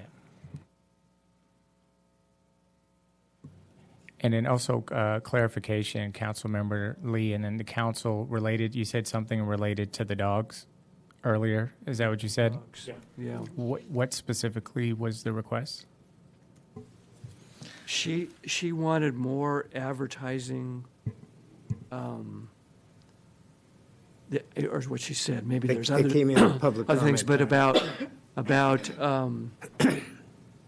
there's dogs that need foster homes. Right. No, I'm sorry. I heard her request. What's the direction of council related to the request? Let's contact her and get her specifics. I think she will have more idea about, just helping with advertisement of dogs who need shelter. She was asking to get coverage somehow. Yeah. Through our social media, working with her. Well, I think she was also, though, asking for the city to help get volunteers for them. So it sounds like that might be a bigger ask than what we probably would have to talk. I would think a little. I wouldn't want to put that on staff to then. Yeah, no, she was definitely asking for the city to basically help manage and recruit volunteers for them, which I can understand how that would be a positive thing, but I don't know that that's something we would want to decide right now. Sea dogs. No, we don't. I don't think we want. No, good point. Can you clarify what the partnership is? So it's my understanding then that the veterinary medical clinic houses the animals that our code compliance find, and then that's the end of it on our end, or what does that look like? Vice Mayor Alarcon, so right now we have a contract with AMC to provide some of the sheltering and medical care needs of strays or impounded dogs that the city ends up with through various means, and so that's part of their services that they provide to us. But as Ms. Heller was suggesting, the facilities aren't necessarily optimal for larger breeds or for extended times that a dog might be held there until it gets adopted. So she's looking for ways to help get word out there when we have these dogs. Hey, they're available. Let's try to find a foster. Let's try to find an adoptive home. So that dogs aren't staying in these kind of less than optimal conditions for too long. So we could put that in the current, or we could pay for advertising in the Coastal View. It's something we're already doing to an extent. I mean, I've been working with Lee on the dog side, and then with Leah Boyd on the kind of public relations side to try to put the two of them together more regularly and help leverage some of our social media channels to get word out there. Sometimes it works, sometimes it doesn't. We can keep, kind of chipping away at those types of efforts relatively easily. Similarly, I don't think it would be a big push to put Lee in touch with, Olivia, if she's kind of running our volunteer programming, and see if she can at least, kind of send word out there, if there's folks looking to volunteer for the city in the capacity of helping to, walk a dog or foster a dog, there's opportunities to do so. I think some of this stuff is relatively low-hanging fruit that we're already doing to some degree, and it wouldn't take a big effort to kind of just make some more connections. Yeah, and I'll add, in terms of, always concerned with setting a precedent and, using city channels to promote non-city activities. However, the example that I can use is, I know we promote things for community service support grant recipients, and we've allowed those. And in this case, since we do have, a contract with the shelter to provide these services, I think that may fall under the same umbrella as those that we provide funding for community service support grants, and allow us to say we're not just allowing anybody to promote through our channels, but those that we have agreements with or that we provide funding to. So I think that if you guys wanted to do that, that would fit with what we've done in the past. And just to clarify, right, that these dogs are kind of the city's responsibility, so we're contracting with AMC to help us with the care of them on the interim basis, but it's ultimately, our dog that we've impounded, and it's our dog then to try to rehome.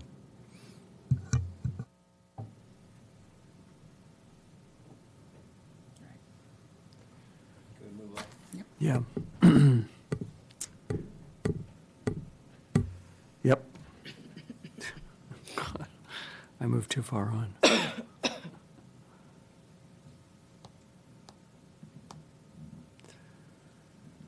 Okay, well, I guess we'll keep monitoring the legislative update. Committee reports? A couple quick ones. So Beacon did meet, I think last week. They discussed the increase to voting member assessments, to membership dues by 3% for the next year to provide some additional revenue for Beacon.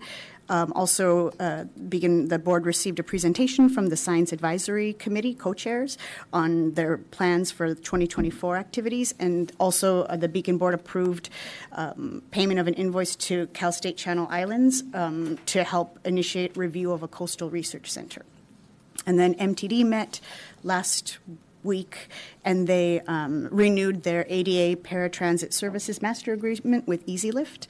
And then they also put out their draft service plan for the upcoming fiscal year, and they're going to be doing community outreach on that plan to get feedback from the cities in terms of what they want from bus use, what they feel the gaps are, and they'll be coming to our library at a to-be-determined date, so the public can show up and give feedback on that. I have a quick question. In terms of your role with the MTD, and what I can imagine may come up is our shuttle. Yes. So even if that comes up, are there any plans in place right now to bring that back, or is it? No, not right now. Okay. No. Yeah. Okay.